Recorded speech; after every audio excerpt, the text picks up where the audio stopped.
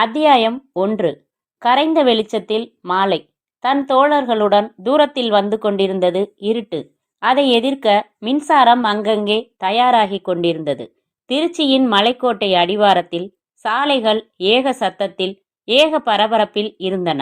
வரிசையான துணிக்கடைகளில் அடிவயிற்றில் சேலை கட்டின பொம்மைகளுக்கு தனி விளக்குகள். செலவழித்தே தீருவது என்று தீர்மானமாக மக்கள் நடந்து கொண்டிருக்க, ஒரு கல்லூரியைச் சேர்ந்த பொது சேவைப்படை அவர்களை ஓரமாக நடக்க சொல்லி கட்டுப்படுத்தி கொண்டிருக்க, ஐஸ்கிரீம் கடை ஒன்றில் வாசலுக்கு அருகே இருந்த மேஜையில் சாலையை பார்க்கும் வண்ணம் அமர்ந்து 3வது ஐஸ்கிரீமை சாப்பிட்டு கொண்டிருந்தான் அவன். குளிர் செய்யப்பட்ட அந்த கடையின் சுவர்களில் இதமான இயற்கை காட்சிகள் ஒட்டப்பட்டிருக்க, ஒரு இடைவெளியில் இருந்து ரகசியமாக காற்றை நனைத்து கொண்டிருந்தது சங்கீதம். அவன் அடர்த்தியான வகை துணியில் பேண்ட்டும் சட்டையும் அணிந்து அந்த நேரத்திற்கு சம்பந்தமே இல்லாமல் குளிர் கண்ணாடி அணிந்து கொண்டிருந்தான். அந்த ஐஸ்கிரீமை சாப்பிட்டு முடித்துவிட்டு கண்ணாடி கதவின் வழியாக சாலையை பார்த்தான். யாரையோ எதையோ தேடினான். பிறகு மேசை மீது இருந்த கண்ணாடி டம்ளர் எடுத்து தண்ணீர் குடித்தான். சார், வேற என்ன வேணும்? அவ்வளவுதான், பில் கொண்டாங்க. சட்டை பையில் இருந்து சிகரெட்டை எடுத்துக்கொண்ட போது கல்லாவில் அமர்ந்து பணம் வாங்கி கொண்டிருந்த இளைஞன், தயவு செஞ்சு இங்கே சிகரெட் குடிக்காதீங்க, மற்றவங்களுக்கு இடைஞ்சலா இருக்கும் என்று சொல்ல, அவனை எரிக்கிற பார்வை பார்த்துவிட்டு சிகரெட்டை மறுபடி பையில் போட்டு கொண்டான். மறுபடி சாலையை பார்த்தான். கதவை தள்ளிக்கொண்டு 2 கல்லூரி மாணவிகள் மார்பில் அணைத்த புத்தகங்களோடு வந்து அவன் எதிரே காலியாயிருந்த நாற்காலிகளில் அமர, தடிமனான அவனது கண்ணாடிக்குள்ளிருந்த பார்வை அவர்களை நோக்கி திரும்பியது. பிளாஸ்டிக் தட்டில் வைத்து இவனுக்கு பில் வந்தபோது 2 பைனாப்பிள் ஐஸ்கிரீம் என்றார்கள் அவர்கள். எனக்கும் ஒரு பைனாப்பிள் ஐஸ்கிரீம் என்றான் அவன். சார், பில் கொண்டார சொன்னீங்களே, பில் போட்டுட்டா அதுக்கப்புறம் சாப்பிடக்கூடாதுன்னு சட்டமா? இல்ல சார், கொண்டாடுறேன். சர்வர் நகர்ந்ததும், சீதாலட்சுமி கல்லூரியா என்றான் அவர்களை. அவர்கள் பதில் சொல்லாமல் தலையை குனிந்து கொண்டு கிசுகிசுப்பாக பேசிக்கொண்டார்கள். வேற மேஜைக்கு போயிடலாம், பாடி. அவர்கள் எழுந்து வேறு மேசைக்கு சென்று அமர்ந்து கொள்ள அவன் தனக்குள் சிரித்து கொண்டான். அவன் சொன்ன ஐஸ்கிரீம் கொண்டு வரப்பட்ட போது, எனக்கு ஐஸ்கிரீம் வேணாம் என்றான். நீங்க தானே சார் கொண்டு வர சொன்னீங்க, அதனால சாப்பிட்டாகணும்னு கட்டாயமா? பில்லில் சேர்த்துக்கோ, பணம் கொடுத்துடுறேன், நீ வேணும்னா சாப்பிட்டுக்கோ என்று எழுந்தான். கல்லாவுக்கு வந்து 50 ரூபாய் நோட்டை தந்து பாக்கி வாங்கி கொண்டு அங்கேயே நின்று சிகரெட்டை பற்ற வைத்து கொண்டு, வயசு என்னப்பா உனக்கு என்றான். ஏன், சும்மா கேட்டேன் என்று கண்ணாடி கதவை தள்ளி ஓட்டலை விட்டு வெளியேறினான். மலைக்கோட்டை வாசலில் இருந்த மெயின்கார்ட் கேட் நோக்கி சென்று கொண்டிருந்த ஒவ்வொரு கார்களையும் உற்று பார்த்து கொண்டு நிதானமாக சிகரெட் பிடித்து கொண்டு நின்றிருந்தான். நடுவில் 2 தரம் கை கடிகாரத்தை பார்த்து கொண்டான். அந்த கல்லூரி மாணவிகள் வெளியே வந்து இவனை கடந்து நடந்தபோது, ஐஸ்கிரீம் நல்லா இருந்துச்சா என்றான். அவர்கள் திரும்பி பார்க்காமல் சென்றனர். டை கட்டின இளைஞன் ஒருவன் அருகில் வந்து, விக்ஸு பெரிய பாட்டில் வாங்கினா இந்த பிளாஸ்டிக் டம்ளர் இலவசம் என்றான். ஜலதோஷம் பிடிச்சதும் சொல்லி அனுப்புறேன் என்றதும் அவன் வந்த வேகத்தில் திரும்பி செல்ல, அவனை உரசினது போல் வந்து நின்றது அந்த கார். காரை ஓட்டின கவுன் அணிந்த அந்த பெண் ஹலோ என்றதும் தாமதிக்காமல் முன்கதவை திறந்து ஏறிக்கொண்டு, சீக்கிரம் வண்டி எடு என்றான். கார் புறப்பட்டு சந்தடிகளை விலக்கி தில்லை நகரை நோக்கி மேம்பாலத்தில் ஏறத் தொடங்க, மாரிஸ் தியேட்டர்களில் மக்கள் மொய்த்து கொண்டிருக்க, நிம்மி, நீ 40 நிமிடம் தாமதம் என்றான். கைக்கு வர்றதுல கொஞ்சம் தாமதம் ஆயிடுச்சு என்றாள் சாலையில் இருந்து பார்வையை விளக்காமல். எங்க வச்சிருக்க நிம்மி? டிக்கியில. விமானம் மூலமா அனுப்ப முடியாதே, நேரம் ஆயிடுச்சே. விமானம் வேணா இவா, சொல்ல சொன்னார், ரொம்ப பயப்படணும். ரயில் தான் சௌகரியம், அதுலேயும் 2ஆம் வகுப்பு தான் சிறந்தது. என்ன சொல்ற? மேலிடம் சொல்லியாச்சுன்னா சரிதான், மலைக்கோட்டை எக்ஸ்பிரஸ்ல அனுப்பிடுறேன், நேரம் இருக்கு. யார் அனுப்ப போற? மணியை வர சொன்னேன், இப்போ என் வீட்டில் காத்திருப்பான், அவன் தான் சரியான ஆள். டிக்கெட் வாங்கிடுவியா? யுவராஜ என்ன நினைச்ச நீ? ஒரே ஒரு ஃபோன் போதும், சகலமும் சாதிச்சு காட்டுவேன் நிம்மி. இந்த தடவை மதிப்பு அதிகம், தெரியும் இல்லையா? தெரியும், ஆனா சரக்கு என்னன்னு தெரியாது. பொடியா ரொட்டியா? ரொட்டி. அப்போ கனம் அதிகமா இருக்குமே? இல்ல, சுமாரான கணம்தான். சென்னைக்கு நீ ஃபோன் பண்ணி தகவல் சொல்லிடுறியா? நான் சொல்லட்டுமா? நானே சொல்லிடுறேன். கொஞ்ச நேரம் மௌனமாய் இருந்தார்கள். கார் தில்லை நகரில் திரும்பி அதன் குறுக்கு தெருக்களில் ஒன்றில் வேகம் குறைந்து ஊர்ந்து கொஞ்சம் இருட்டாயிருந்த அந்த வீட்டின் முன் நின்றதும், வீட்டின் வாசலில் கதவு திறந்து கழுத்து மூடிய பனியன் அணிந்த இளைஞன் ஒருவன் வெளிப்பட்டான். காரிலிருந்து இறங்கிய யுவராஜ், என்ன மணி, வந்துட்டியா என்றான். வந்து 1 மணி நேரமாச்சு. விஸ்வம் போன் செஞ்சாரு. என்ன சொன்ன? இன்னும் வரலன்னு சொன்னேன். அந்த பெண் நிம்மி சாவி போட்டு கார் டிக்கியின் பூட்டை திறந்து உயர்த்தி, யுவா வந்து எடுத்துக்கோ என்றாள். மரக்கலரில் இருந்த அந்த மீடியம் சைஸ் விஐபி சூட்கேஸை யுவராஜ் வெளியில் எடுத்துக்கொண்டு, அவ்வளவு கனமில்லதான் என்றான். நான் போறேன் யுவா, பத்திரம். போயிட்டு வா நிம்மி. ரெயில்ல நானே மணியை வழி அனுப்பிட்டு வந்து போன் செய்கிறேன்னு சொல்லு. நிம்மி காரை இயக்கி புறப்பட்டு சென்றதும் சூட்கேஸுடன் இருவரும் வீட்டிற்குள் வந்து கதவு சாத்தி கொண்டார்கள். அந்த ஹால் சற்று சிறியதாய் இருந்தது. திரும்பின திசையெல்லாம் குப்பையும் துணிகளும் பொருள்களும் இருக்க யுவராஜ் சோஃபாவில் அமர்ந்து தொலைபேசியை கையில் எடுத்தான். ஹலோ விஸ்வமண்ணனா, நான் யுவா பேசுறேன். கொஞ்சம் முன்னாடி கூப்பிட்டேன் யுவா. மணி சொன்னான். நேரமாயிடுச்சே, விமானம் போயிருக்குமே. ஆமாம், டிக்கெட்டை ரத்து செஞ்சிடுங்க விஸ்வம். அப்புறம் இன்னைக்கு ராத்திரி மலைக்கோட்டை எக்ஸ்பிரஸில் டிக்கெட் வேணும். குளிர் வசதியா, முதல் வகுப்பா? அதெல்லாம் வேணாம். வெறும் 2ஆம் வகுப்பு இருக்கை கிடைச்சா போதும். படுக்கை வசதி கூட வேணாம். வாங்கிடலாம். அப்போ ரயில் புறப்படுறதுக்கு 10 நிமிஷம் முன்னாடி வந்துடுறோம். ஜங்ஷன் வாசல்ல டிக்கெட்டோட நிற்கிறீங்களா? சரி வந்துடுங்க. ஒரு டிக்கெட் தானே? மணி தானே பேரு? ஆமா என்று வைத்தான். மணி அறையின் மூலையில் இருந்த வடிகட்டின தண்ணீரை பைப்பை திறந்து டம்ளரில் பிடித்து குடித்து கொண்டிருந்தான். மணி, இந்த தடவை சென்னையில் புது பார்ட்டி தெரியுமில்ல? யாரு? பிரகாஷ் மல்ஜி என்று ஒரு ராஜஸ்தான் ஆளு. எழும்பூர் ஸ்டேஷனுக்கு வந்துடுவானா? அப்படித்தான் பேச்சு. எதுக்கும் ஒரு தடவை உறுதி செஞ்சிடலாம். அடையாள வார்த்தை என்ன? சென்னையில் நல்ல வெயில்னு சொல்லுவான். அதான் அடையாள வார்த்தை. என்னை எப்படி அடையாளம் தெரிஞ்சுப்பான்? ஃபோனில் அவனோட கார் நம்பரை சொல்லுவான். இப்போ உன்னோட சட்டை பேண்ட் நிறத்தை நான் சொல்லிடுவேன். நீ எழும்பூரில் இறங்கினதுமே வெளிவந்து குறிப்பிட்ட அந்த காருக்கு பக்கத்தில் நின்று சிகரெட்டு குடி. நீ சிகரெட் குடிக்கிறது தான் அவனுக்கு அடையாளம். இந்த பார்ட்டியை உனக்கு அறிமுகம் உண்டா? உண்டே. அப்போ நீயே போயிட்டு வந்துடேன். புது பார்ட்டினா எப்போவுமே எனக்கு லேசாக ஒரு உதறல் வந்துடும். நான் போயிடுவேன் மணி. அதில் ஒரு சிக்கல் இருக்குது. 3 மாதம் முன்னாடி நம்ம கார் ஒன்று அபினோட மாட்டிக்கிச்சுல்ல. அதுலேருந்து போலீஸ் என் மேலே கொஞ்சம் அதிக கண்காணிப்பாக இருக்காங்க.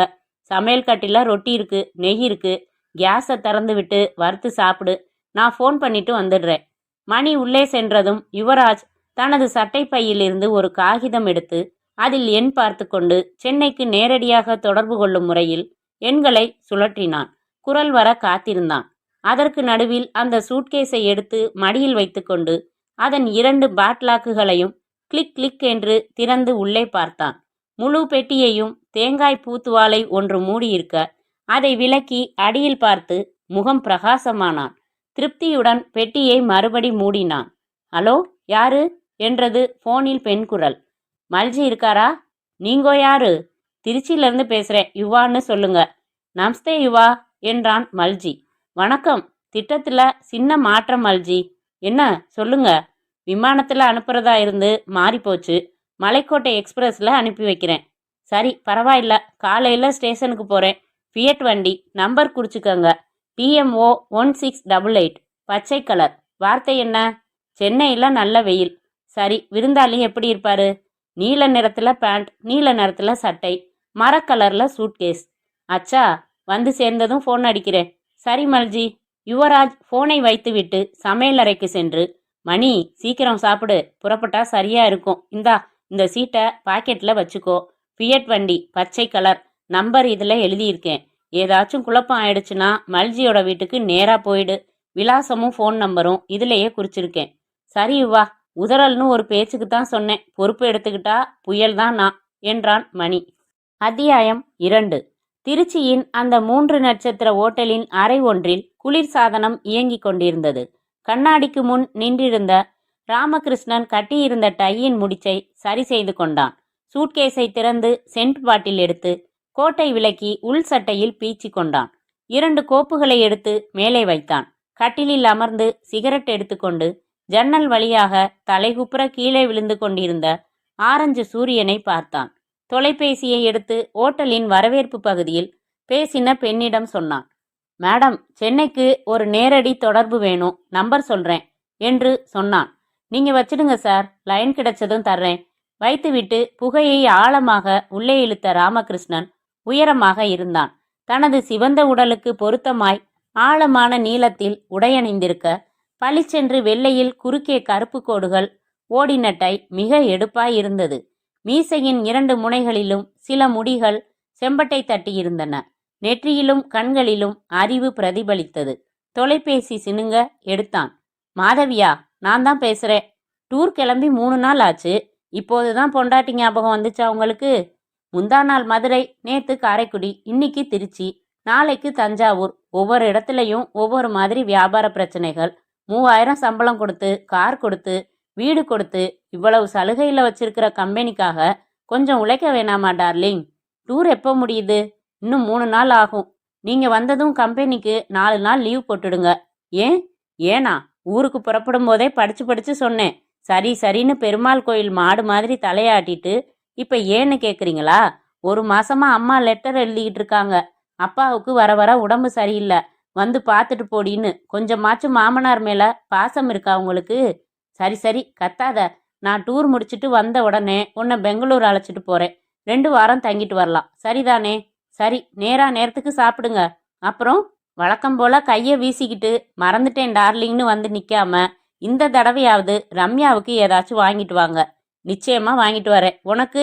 எனக்கு எதுவும் வேணாம். ரம்யா எங்க? பக்கத்துல இருக்காளா? இருங்க, பேச சொல்றேன். ரம்யா, இங்க வாடி. உங்க அப்பா பேசுறாரு, வந்து பேசு. சீக்கிரம் வந்து தொலைங்கப்பான்னு சொல்லு. ஹலோ டாடி என்றது மழலை. ரம்யா குட்டி, பள்ளிக்கூடத்துக்கு ஒழுங்கா போய்கிட்டு இருக்கியா? ஓ, இங்கிலீஷ்ல நான் 97 மார்க் டாடி. Very good. உனக்கு என்ன வேணும்? ஒரு பென்சில் பெட்டி, தலைய ஆட்டுற நாய்க்குட்டி பொம்மை, இது 2ம் வேணும். சரி, வாங்கிட்டு வரேன். டாடிக்கு ஒரு முத்தம் கொடு. முத்தம் கொடுத்தது ரம்யா. ஃபோனை அவங்க அம்மா கிட்ட கொடுத்து அவளையும் கொடுக்க சொல்லு. அம்மா, இந்தா ஃபோனு. டாடிக்கு நீயும் முத்தம் கொடுக்கணுமா? ஏங்க, உங்களுக்கு கொஞ்சமாச்சும் இது இருக்கா? இங்கே உங்க நண்பர் முரளி திரும்பி பார்த்து சிரிக்கிறாரு. அவன் அங்கே இருக்கான்னு எனக்கு தெரியுமா? அவரே இல்லைன்னாலும் குழந்தைகிட்ட பேசுகிற பேச்சா இது? ரம்யா அப்புறம் எப்போ கத்துக்கிறது? முரளிய பேச சொல்லு. ராமகிருஷ்ணன் முரளியின் குரலுக்காக காத்திருந்தான். ஹலோ ராம், டூர் எப்படி இருக்கு? ரொம்ப போர் அடிக்குதுப்பா. நீ இருந்தாலாவது 2 பேரும் சேர்ந்து தண்ணி சாப்பிடலாம். தனியா சாப்பிட்றதுக்கு பிடிக்க மாட்டேங்குது. அப்படியா? இங்க பக்கத்துல தான் நிக்கிறாங்க அண்ணி. நீங்க சொன்னதை அப்படியே சொல்லட்டுமா சார்? டேய் தடியா, நீ வேற எதையாச்சும் பத்த வச்சிடாத. அப்புறம் வீட்டை விட்டு பாத்ரூம் போறதுனா கூட சந்தேகமா பாப்பா. அப்புறம் சமீபத்துல என்ன புகைப்படம் எடுத்த? நடிகை நீலாவை எடுத்தேன். ஒழுங்கான உடையில எடுத்தியா, அசிங்கமா எடுத்தியா? 2ம் எடுத்தேன். ஒழுங்கா இருக்கிறது அட்டை படமா வரும். இன்னொரு படத்துக்கும் வேற வகையில வேற சில பத்திரிகைகளுக்கு தேவையா இருக்கு. நீலாவை போட்டோ மட்டும்தான் எடுத்தியா? பாவி, நான் ஒரு நல்ல கலைஞன்டா. உன்ன மாதிரி பச்சை பிடிச்ச ஆள் இல்ல. இப்படியெல்லாம் கேள்வி கேட்டா அப்புறம் அன்னிக்கிட்ட போன மாசம் கொச்சின்ல என்ன நடந்துச்சுன்னு சொல்லிடுவேன். கேட்கலப்பா, விடு. புத்தருக்கு அப்புறம் நீ தான் உருப்படியான ஆளு. போதுமா? வேற என்ன விசேஷம்? ஒண்ணுமில்ல. நீ எப்போ வருவே ராம்? இன்னும் 3 நாள் ஆகும். அது வரைக்கும் தினம் ஒரு தடவை என் வீட்டுக்கு ஒரு 10 நிமிஷம் தலைய காட்டிட்டு போயிடு. என்ன?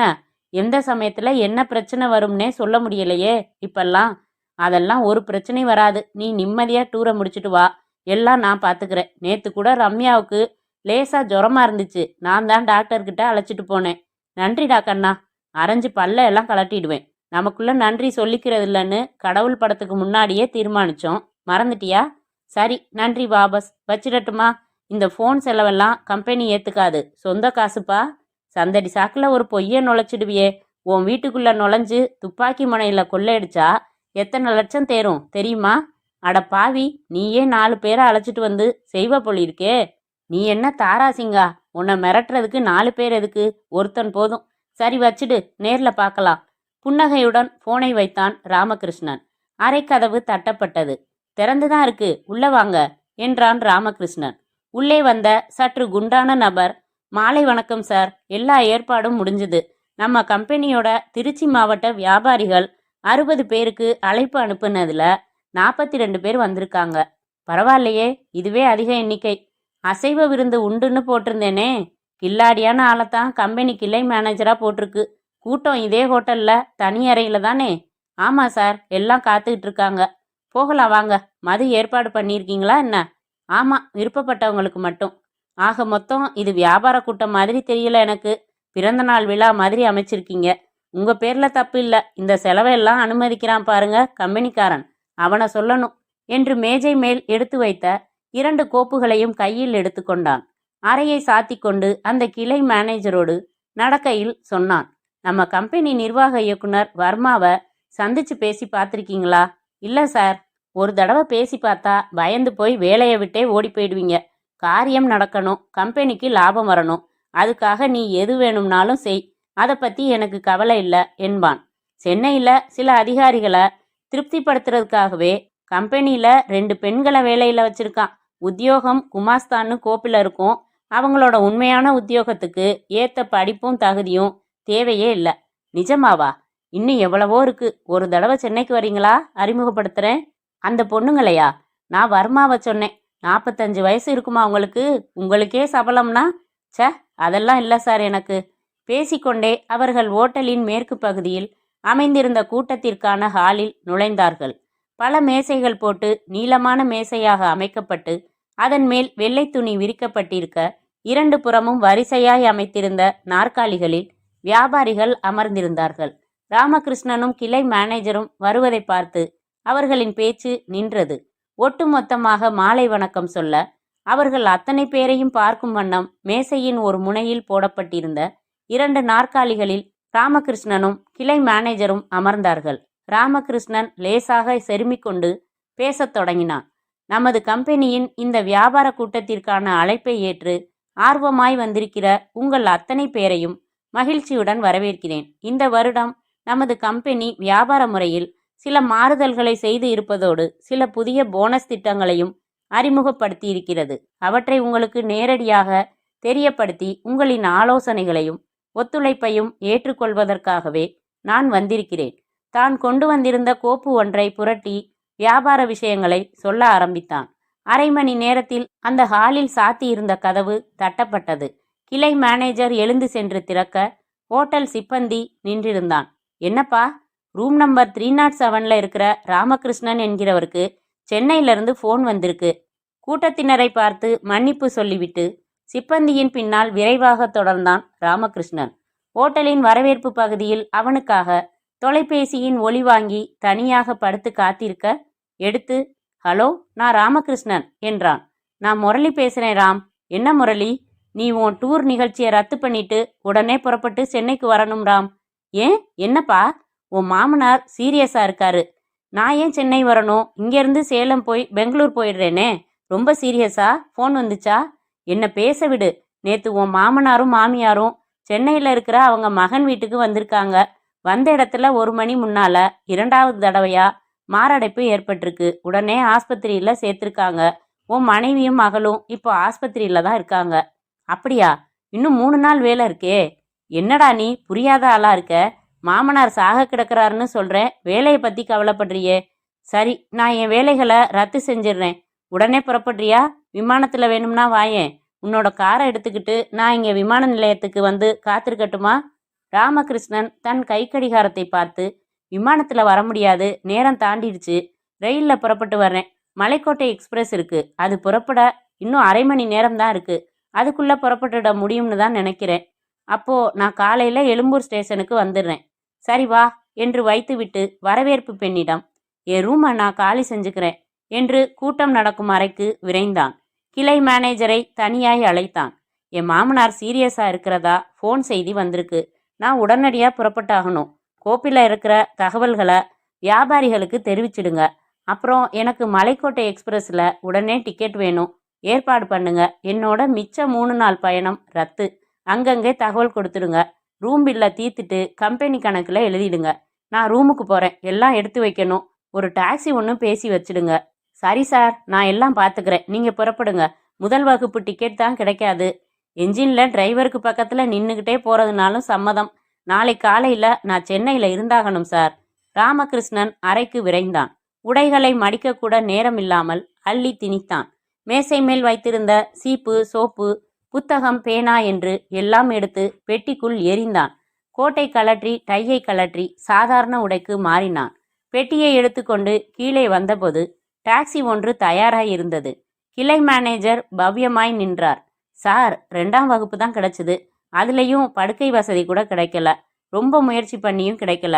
கவலைப்படாதீங்க, இது கிடைச்சதுக்கே சந்தோஷம் என்று வாங்கி கொண்டு டாக்ஸியில் ஏறி கடிகாரத்தை பார்த்து கொண்டு, சீக்கிரம் போப்பா, ரயில் புறப்பட இன்னும் 5 நிமிஷம்தான் இருக்கு என்றான் ராமகிருஷ்ணன். அத்தியாயம் 3. திருச்சி ஜங்ஷன். மலைக்கோட்டை எக்ஸ்பிரஸ் இரவு பயணத்தை தொடங்கி தயாராய் இருந்தது. பிளாட்பாரம் முழுக்க பரபரப்பாய் இருந்தது. ஏற்கனவே டிக்கெட் வாங்கி நேரத்திற்கு வந்து சாமான்களை வைத்துவிட்ட பிரயாணிகள் வெளியே நின்று நண்பர்களோடு அரட்டையடித்து கொண்டு வடை தின்று கொண்டு பயணத்தில் படிக்க புத்தகம் வாங்கி கொண்டிருக்க, டிக்கெட் பரிசோதகரை சுற்றி ஒரு கூட்டம் ஒரே ஒரு டிக்கெட் சார் என்று கெஞ்சிக் கொண்டே அலைந்து கொண்டிருக்க, வழியனுப்ப வந்தவர்கள் ரயிலின் மேல் நம்பிக்கை இல்லாமல், நாட்டின் பாதுகாப்பு அமைப்பு மேல் நம்பிக்கை இல்லாமல், போய் சேர்ந்தவுடன் தபால் எழுதச் சொல்லி தபால் தந்தித்துறையின் மேல் மட்டும் நம்பிக்கையுடன் பேசிக்கொண்டிருக்க, மணியும் யுவராஜும் அந்த 2ஆம் வகுப்பு பெட்டிக்கு அருகில் கைகளில் சிகரெட்டுடன் நின்று கொண்டிருந்தார்கள். கிசுகிசுப்பான குரலில் யுவராஜ் சொன்னான், மணி, உனக்கு நான் அறிவுரை சொல்ல வேண்டியதில்லை, ஆனாலும் சொல்ல வேண்டியது என் கடமை. ரொம்ப ஜாக்கிரதையா நடந்துக்கணும் நீ. இது என்ன எனக்கு முதல் தடவையா யுவா? இல்லதான், ஆனாலும் போலீஸ் நம்ம விட புத்திசாலிகள். எந்த மீன் எப்போ மாட்டும்னு அமைதியா உட்கார்ந்துருப்பாங்க. அவங்க போட்டு வச்சிருக்கிற தூண்டில் நம்ம கண்ணுக்கே தெரியாது. உண்மைதான். பிரயாணத்துல யார் கூடவும் பேசாத. சரி, பெட்டியை மடியில வச்சுக்காத. சந்தேகம் வரும். இயல்பா நடந்துக்கோ. அதுல வெறும் துணிமணி தான் இருக்குன்னு நினைச்சுக்கோ. ஒரு சாதாரண பிரயாணி எப்படி நடந்துக்குவானோ அப்படி நடந்துக்கோ. சொல்லவே வேணாம் யுவா. முக்கியமான விஷயம், தூங்கிடாத. கண்ணு முழிக்கிறது புதுசா எனக்கு. சரி, திடீர்னு ஏதாச்சும் பிரச்சனை ஆகிட்டா என்ன பண்ணுவ? பிரச்சனைக்கு தகுந்த மாதிரி நடந்துக்க வேண்டியதுதான். என்ன பிரச்சனைன்னு தெரியாம என்ன பதில் சொல்றது உனக்கு? திடீர்னு ஒரு ஸ்டேஷன்ல எப்படியோ தகவல் வந்து கஸ்டம்ஸ் போலீஸ் யாராச்சும் பெட்டிக்குள்ள ஏறிட்டா என்ன செய்வ? பாத்ரூம் போற மாதிரி எழுந்து வெளியில வந்துடுவேன். அப்படி கிடைச்சா அவங்களுக்கு பெட்டி தான் கிடைக்கும், நான் கிடைக்க மாட்டேன். வெரி குட், அதான் சரி. சரக்கு போனா கூட ஆபத்தில்ல, நபர் மாட்டிக்க கூடாது. இந்த தொழில்ல இதான் வாய்ப்பாடு மாதிரி. ஆதாரமான விஷயம் மாட்டினா போச்சு. பதில் வரவழைக்கிறதுக்கு 10,000 வழிகள் வச்சிருக்காங்க அவங்க. ஏன் அதையெல்லாம் கற்பனை பண்ணிக்கிட்டு? நான் வேலையில இறங்கி ஒரு தடவை கூட சிக்கலானது கிடையாது. பச்சை விளக்கு போட்டாச்சு, நீ ஏறி உட்காரு. சரியுவா. மணி பெட்டியில் ஏறி உட்கார்ந்து கொண்டு ஜன்னல் வழியாக பார்க்க, ஒளிபெருக்கி அறிவிக்க துவங்கியது. சென்னை செல்லும் மலைக்கோட்டை எக்ஸ்பிரஸ் சில வினாடிகளில் புறப்பட இருக்கிறது. ஜங்ஷன் வாசலில் வந்து நின்ற டாக்ஸியில் இருந்து இறங்கின ராமகிருஷ்ணன் இந்த அறிவிப்பை கேட்க பரபரப்பானான். இந்தாப்பா, பாக்கிய நீயே வச்சுக்கோ என்று 20 ரூபாய் தாளை கொடுத்துவிட்டு உள்ளே பிளாட்பாரத்தை நோக்கி கிட்டத்தட்ட ஓடினான். கூட்டத்தை விலக்கி கொண்டு வளைந்து வளைந்து ஓடி அவன் அடைந்தபோது மலைக்கோட்டை எக்ஸ்பிரஸ் புறப்பட்டு இருக்க, வேகத்தை கூட்டி ஓடி நிதானமாக வேகம் அதிகரித்து கொண்டிருந்த ரயிலில் தனது பெட்டியை கண்டு ஓடி அவசரமாக தொற்றிக்கொண்டு பெருமூச்சு விட்டான். கடைசி நேரத்துல புறப்படவே கூடாது. எவ்வளவு வேகமா ஓடி வந்து ஏறினீங்க. கொஞ்சம் கால் தவறினா என்ன ஆகிறது என்றார் அருகில் அமர்ந்திருந்த கிழவர். அவரை பார்த்து சிரித்துவிட்டு தனது இருக்கை எண் 17 தேடிக்கொண்டு உள்ளே வந்தான். என்ன நம்பர் சார் என்றார் ஜிப்பாக்காரர். 17. இதுதான், உட்காருங்க. தன் இருக்கைக்கு வந்து தனக்கு எதிரின் மேலே சாமான்கள் வைக்கும் பகுதியில் இருந்த சூட்கேஸை கொஞ்சம் நகர்த்திவிட்டு தனது சூட்கேஸை வைத்தான் ராமகிருஷ்ணன்.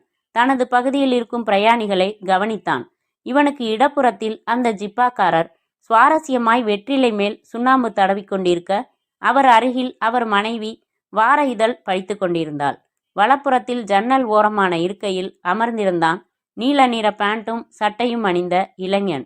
அவன் தனது சிகரெட்டில் கவனமாய் ஜன்னல் வழியாய் பார்த்து கொண்டிருக்க, எதிர்ப்புறத்தில் குண்டான பெண் ஒருத்தி ஜன்னலோரம் அமர்ந்து தன் மடியில் கிடத்தியிருந்த குழந்தைக்கு புகட்ட பாட்டிலையும் ரப்பரையும் தயாராய் வைத்து கொண்டிருக்க, அவள் அருகில் அவள் கணவன் பிளாஸ்கின் மூடியை திறந்து கொண்டிருந்தார்.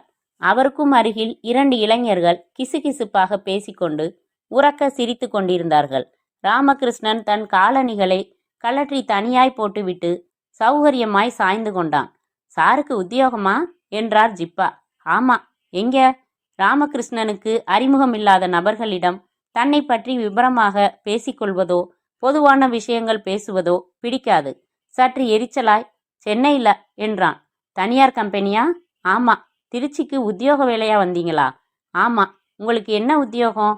கம்பெனியில் மேனேஜர்னா. நான் ஸ்ரீரங்கத்தில் இசைப்பள்ளி வச்சுருக்கேன். திருச்சி ரேடியோவில் 3 முறை பாடியிருக்கேன். சென்னையில் திருச்சி எடுக்குமா? எடுக்காது. வெங்கிட்டுன்னு பேர். சினிமாவில் எப்படியும் நுழைஞ்சிடலாம்னு இருக்கேன். நம்ம சகலபாடி ஒருத்தன் இளையராஜா கிட்ட வயலின் போடுறான். அது சம்பந்தமாக தான் சென்னை போகிறேன். ஓகே. 3 வருடமாக சந்திர திசை. நமக்கு நேரம் சரியில்லை. போன மாதம் சுக்கிரன் வந்துட்டான். இனி யோகம். திருச்சியில் ஒரு தடவை இளையராஜாவுக்கு மாலை போட்டு பக்கத்தில் நின்று ஃபோட்டோ எல்லாம் எடுத்திருக்கேன். அப்படியா? பார்க்குறீங்களா? அவர் தன் கைப்பையின் ஜிப்பை இழுக்க ராமகிருஷ்ணனுக்கு எரிச்சலாய் இருந்தது. இருங்க, பாத்ரூம் போயிட்டு வந்துடுறேன். ராமகிருஷ்ணன் எழுந்து நடந்து பாத்ரூம் போகாமல் அங்கே கதவை திறந்து வைத்து வெளிக்காற்றை சுவாசித்து கொண்டு கொஞ்ச நேரம் நின்றுவிட்டு முழுதாக ஒரு சிகரெட்டை கரைத்துவிட்டு வந்தபோது அந்த ஜிப்பா தூங்கியிருப்பார் என்று எதிர்பார்த்தான். ஆனால் அவர் தயாராக புகைப்படத்துடன் சிரித்து, என்ன வயிறதும் சரியில்லையா? என்ன சாப்பிட்டீங்க என்றார். அமைதியாக அமர்ந்து அவர் காட்டின புகைப்படத்தை ஆர்வமில்லாமல் பார்த்து, நல்லா இருக்கு என்று திருப்பி தந்தான். என் சம்சாரத்துக்கு பெரியப்பா பையன் ஒருத்தன் MS விஸ்வநாதன் சார் இல்ல, அவர்கிட்ட நான் கொஞ்ச நேரம் தூங்க போறேன், நாம அப்புறம் பேசலாமே என்று கண்களை இறுக்கமாக மூடிக்கொண்டான் ராமகிருஷ்ணன். உண்மையிலேயே உறங்க ஆரம்பித்தான். ரயில் சென்னையை நோக்கி வேகமாக விரைந்து கொண்டிருந்தது. அத்தியாயம் 4. செங்கல்பட்டு வரும் வரையில் மிக விழிப்பாக இருந்த மணியின் கண்கள் சிவப்பேறி மிகச் செருகியது. தூக்கத்தை விரட்ட எவ்வளவோ முயன்றும் இயலாமல் ரயிலின் அசைவு தாலாட்டாய் அமைய சொக்கி போய் ஆழ்ந்த நித்திரையில் இறங்கிவிட்டான். செங்கல்பட்டு தாண்டி கொஞ்ச தூரத்தில் ரயில் திடீரென்று வேகம் குறைந்து சட்டென்று நிறுத்தப்பட அந்த அதிர்ச்சியில் மணியின் சூட்கேஸ் வழுக்கி கீழே விழுந்தது. கீழே செருப்புகளின் மேல் விழுந்ததால் அதிக ஓசை இல்லை. அந்த சத்தத்தில் அந்த பெட்டியில் விழித்து கொண்டவர் ஜிப்பாக்காரர் ஒருவர்தான். கீழே விழுந்து கிடந்த பெட்டியை பார்த்தார். சாமான் வைக்கும் பலகையை பார்த்தார். மணியின் சூட்கேஸ் விழுந்த அதே நேரத்தில் அந்த அதிர்ச்சி குலுங்கலில் ராமகிருஷ்ணனின் சூட்கேஸ் இடம் நகர்ந்து மணியின் சூட்கேஸ் இருந்த இடத்தில் தற்போது இருக்க ஜிப்பாக்காரர் கீழே விழுந்தது ராமகிருஷ்ணனின் சூட்கேஸ் தான் என்று தீர்மானித்தார். அருகில் திரும்பி பார்க்க ராமகிருஷ்ணன் உட்கார்ந்த நிலையிலேயே சத்தமான உறக்கத்தில் இருந்தான். இவரே எழுந்து குனிந்து பெட்டியை எடுத்து ஏற்கனவே ராமகிருஷ்ணன் வைத்திருந்த இடத்தில் பெட்டியை வைத்துவிட்டு உறங்கத் தொடங்கினார். ராமகிருஷ்ணன் கொண்டு வந்திருப்பதும் VIP நிறுவனத்தின் மீடியம் சைஸ் மரக்கலர் சூட்கேஸ். அத்தியாயம் 5. விடிய பார்த்தது பூமி, ஓட பார்த்தது இருட்டு, பறக்க பார்த்தது பறவை, சென்னைக்குள் நுழைய பார்த்தது மலைக்கோட்டை எக்ஸ்பிரஸ். ராமகிருஷ்ணன் கண் விழித்து கைகளை உதறி சோம்பல் முறித்தான். நல்லா தூங்குனீங்க போலிருக்கே என்றார் ஜிப்பா. ராத்திரில வேற என்ன சார் பண்ணுவாங்க? அதுக்கு சொல்லல, எனக்கு படுத்தாதான் தூக்கம் வரும். இரவு முழுவதும் கோழி தூக்கம்தான். ராமகிருஷ்ணன் பல் விளக்கலாம் என்று தீர்மானித்து பிரஷ் எடுக்க போனபோது வண்டி மாம்பலம் ஸ்டேஷனில் நின்றது. இன்னும் 5 நிமிடங்களில் எக்மோர் வந்துவிடும். ஒரு வழியாக வீட்டுக்கு போய் விலக்கி கொள்ளலாம் என்று தீர்மானித்து பாத்ரூம் போய் வாய் மட்டும் கொப்பளித்து வந்தான். ஜன்னல் ஓரமாய் சரிந்திருந்த மணி இன்னும் உறங்கிக் கொண்டே இருக்க ஜிப்பாக்காரர் வெற்றிலை பெட்டியை திறந்தார். சில பேருக்கு காலையில காப்பி குடிக்கலன்னா தலை வெடிச்சிடும். எனக்கு அது மாதிரி காலையில பல் விளக்கிட்டு 4 வெத்தலைய உள்ள தள்ளியாகணும் என்று ஒரு வினோத சத்தத்தில் சிரித்தார். பாடுறப்போவும் வெத்தலை போட்டுக்கிட்டு தான் பாடுவீங்களா? சேச்ச, விசிர் தட்டிடாதோ. தியாகராஜர் உற்சவத்துக்கு வந்திருக்கீங்களா? இல்ல, போன ஆண்டு எனக்கு வாய்ப்பு கிடைச்சிது. இந்த வருடம் என்ன ஆச்சுன்னா அரசியல் நுழைஞ்சிடுச்சு. திறமையான என்னை தூக்கி கடாசிட்டாங்க. யாருக்குயா வேணும் ஓ மேடன்னு நானும் இந்த சினிமா சான்ஸ்ல இறங்கிட்டேன். 2 பாட்டு நின்னுட்டா போதும். அப்புறம் டீ கடைக்கு டீ கடை என் பாட்டு தான் இருக்கும். போர் அடிக்கிறேனா? சேச்ச, எவ்வளவு சுவாரஸ்யமா பேசுறீங்க தெரியுமா என்றான் கிண்டலாக. ஜாதகத்துல இருக்கு சூட்சுமம். இந்த 7ஆம் நம்பர் காரங்களை எடுத்துக்கங்களேன். எடுத்துக்கலாம், ஆனா எழும்பூர் வந்துடுச்சு பாருங்க, வரட்டுமா என்று எங்கே தன் விலாசம் கேட்டு அப்புறம் தேடிக்கொண்டு நேரில் வீட்டுக்கு வந்து அறுத்தாலும் அறுத்து தள்ளிவிடுவார் மனிதர் என்கிற பயத்தில் சூட்கேஸை எடுத்துக்கொண்டு அவசரமாக இறங்கினான் ராமகிருஷ்ணன். டிக்கெட்டை கொடுத்துவிட்டு வெளியே வந்தான். முரளி காரில் வந்து காத்திருந்தான். முரளி, எப்படி இருக்காரு மாமனார்? பெட்டியை பின் இருக்கையில் வைத்துவிட்டு முன்னால் அவன் அருகில் அமர்ந்தான். கொஞ்சம் பரவாயில்லையா, இன்னைக்கு தாண்டிட்டா பிழைக்கிறதுக்கு வாய்ப்பு இருக்கான் என்றான் முரளி. சரி, வண்டியை எடு, நேரா வீட்டுக்கு போய் குளிச்சுட்டு முதல் காரியமா ஆஸ்பத்திரி போகணும். கார் புறப்பட்டு சாலையில் இறங்கி வேகம் பிடித்தது. ஜிப்பாக்காரர் மணியின் தோளில் கை வைத்து உசுப்பினார். சார், சென்னை வந்தாச்சு, இனிமே வண்டி செட்டுக்குத்தான் போகும். அவசரமாக இமைகளை உதறி எழுந்தான் மணி. பதட்டமாய் நேர் எதிரே பார்த்து சூட்கேஸை பார்த்து திருப்தி அடைந்தான். எடுத்துக்கொண்டு இறங்கினான். வேகமாக நடந்து வெளியில் வந்து எழும்பூர் ஸ்டேஷன் கட்டிடத்திற்கு வெளியே காத்திருந்த கார்களில் பச்சை ஃபியட்டை தேடினான். சில வினாடிகளில் கண்டுபிடித்தான். அதன் எண்ணை சரிபார்த்து கொண்டான். அதன் அருகில் சென்று நின்று கொண்டு சிகரெட் எடுத்து கொளுத்தினான். காரின் கதவை திறந்து இறங்கின மல்ஜி 4 பக்கமும் பார்த்து கொண்டு மணியை நெருங்கி, சென்னையில நல்ல வெயில் என்றதும் மணி தன் சூட்கேஸை தூக்கி காட்டி சிரித்தான். வாங்க என்று கதவை திறந்துவிட மணி காரில் ஏறிக்கொண்டான். கார் புறப்பட்டு ஓடத் தொடங்க, வழியில பிரச்சனை எதுவும் இல்லையே? ஒண்ணுமில்ல, முதல் காரியமா யுவராஜுக்கு வந்து சேர்ந்தாச்சுன்னு தெரியப்படுத்தியாகணும். வீட்டுக்கு போனதும் ஃபோன் செஞ்சு தெரியப்படுத்திடலாம். கொஞ்சம் ஆடம்பரமான மல்ஜியின் பங்களா வாசலில் வந்து கார் நிற்க இருவரும் இறங்கினார்கள். மல்ஜி மணி பித்தானை அழுத்தியதும் தலையில் முக்காடிட்டிருந்த அவன் மனைவி வந்து கதவின் கண்ணாடியில் பார்த்துவிட்டு கதவை திறந்தாள். உள்ளே வந்ததும் ஒரு தனி அறைக்கு அழைத்துச் சென்ற மல்ஜி, சரக்கு சுத்தமானதானே என்று கையை நீட்டினான். யுவராஜ் தப்பான சரக்குல ஈடுபட மாட்டான் சார் என்று சூட்கேஸை நீட்டினான் மணி. வாங்கி மடியில் வைத்துக்கொண்டு, பூட்டி இருக்கா? இல்ல, சும்மாதான் கிளிப் போட்டிருக்கு, திறந்து பாருங்க. மல்ஜி பெட்டியின் பாட்லாக்குகளை திறந்து பெட்டியை திறக்க, பெட்டி முழுக்க உடைகளாக இருக்க கிளறி கிளறி பார்த்தான். அப்புறம் மணியை முறைத்தான். மணியும் பதட்டமாகி பெட்டியை தலைகீழாக கவிழ்த்து, சார், இது நான் கொண்டாந்த பெட்டியே இல்ல என்றான் பயத்தில் விரிந்த விழிகளுடன். என்னப்பா விளையாடுறியா? ரொட்டி எங்க? சார் சார், பெட்டி மாறிடுச்சு என்று குதித்தான். எப்படி? ரயில்ல வந்தேனா, எனக்கு பக்கத்துல ஒரு வியாபார இளைஞன் பயணம் செஞ்சான். அவனும் இதே கம்பெனி, இதே நிறத்துல சூட்கேஸை வச்சிருந்தான். வண்டி எழும்பூர் வந்து நின்னப்போ நான் கொஞ்சம் அசந்து தூங்கிட்டேன். ஏதோ தப்பு நடந்து போச்சு. அந்த ஆளு எனக்கு முன்னாடியே இறங்கி போயிட்டான். போனப்போ ஏன் சூட்கேஸை மாத்தி எடுத்துக்கிட்டு போயிட்டான்னு நினைக்கிறேன். என்னையா காது குத்துற? 4 லட்சம் ரூபாய் சரக்கு பணம் நான் முன்கூட்டியே யுவராஜ் கிட்ட கொடுத்தாச்சு. இப்ப என்னடான்னா ராமாயணம் படிக்கிற? அவ்வளவு அஜாக்கிரதையா எவன்யா இருப்பான்? இல்ல சேட்டு, நான் சொல்றத நம்புங்க, அப்படித்தான் ஆயிருக்கு. இதோ பாருங்க, இந்த பெட்டியில டைரி இருக்கு என்று எடுத்து பிரித்து பார்த்துவிட்டு, இந்த நபர் பேரு ராமகிருஷ்ணன், முழு விலாசமும் இதுல இருக்கு. பெட்டி தான் மாறிடுச்சு. நான் உடனே போய் இந்த பெட்டியை கொடுத்துட்டு அந்த பெட்டியை வாங்கிட்டு வந்துடுறேன் என்று எழுந்தான் மணி. நீ போற வரைக்கும் அவன் பெட்டியை திறந்து பார்க்காம இருப்பானா? உள்ள தங்க கட்டிகளை பார்த்துட்டு அவன் என்ன செய்வான்? என்ன செய்வான்? யோகியனா இருந்தா போலீஸுக்கு போவான். அயோக்கியனா இருந்தா அடிச்சது பம்பர் லாட்டரின்னு கமுக்கமா அமுக்கிடுவான். அப்படியெல்லாம் சுலபமா நாம விட்டுடுவோமா? அவன் இன்னும் பெட்டியை திறந்திருக்க மாட்டான்னு நாம நம்பலாம். இருப்பா, அதுக்கு முன்னாடி நான் உன்னை நம்புறதா இல்லையான்னு ஒரு முடிவுக்கு வந்துடுறேன் என்று தொலைபேசியை எடுத்தான் மல்ஜி. பெட்டி மாறினதை நம்பலையா நீங்க? பெட்டி மாறி இருக்கிறத நம்புறேன். அது தானா மாறியதா இல்ல நீயே மாத்தி விளையாடுறியான்னு எனக்கு என்ன தெரியும்? சேட்டு, நீங்க என் தன்மானத்தை தொடுறீங்க. செய்யறது தப்பு தொழில்தான். ஆனா அதுலயும் நான் நேர்மை காட்டுறவன்.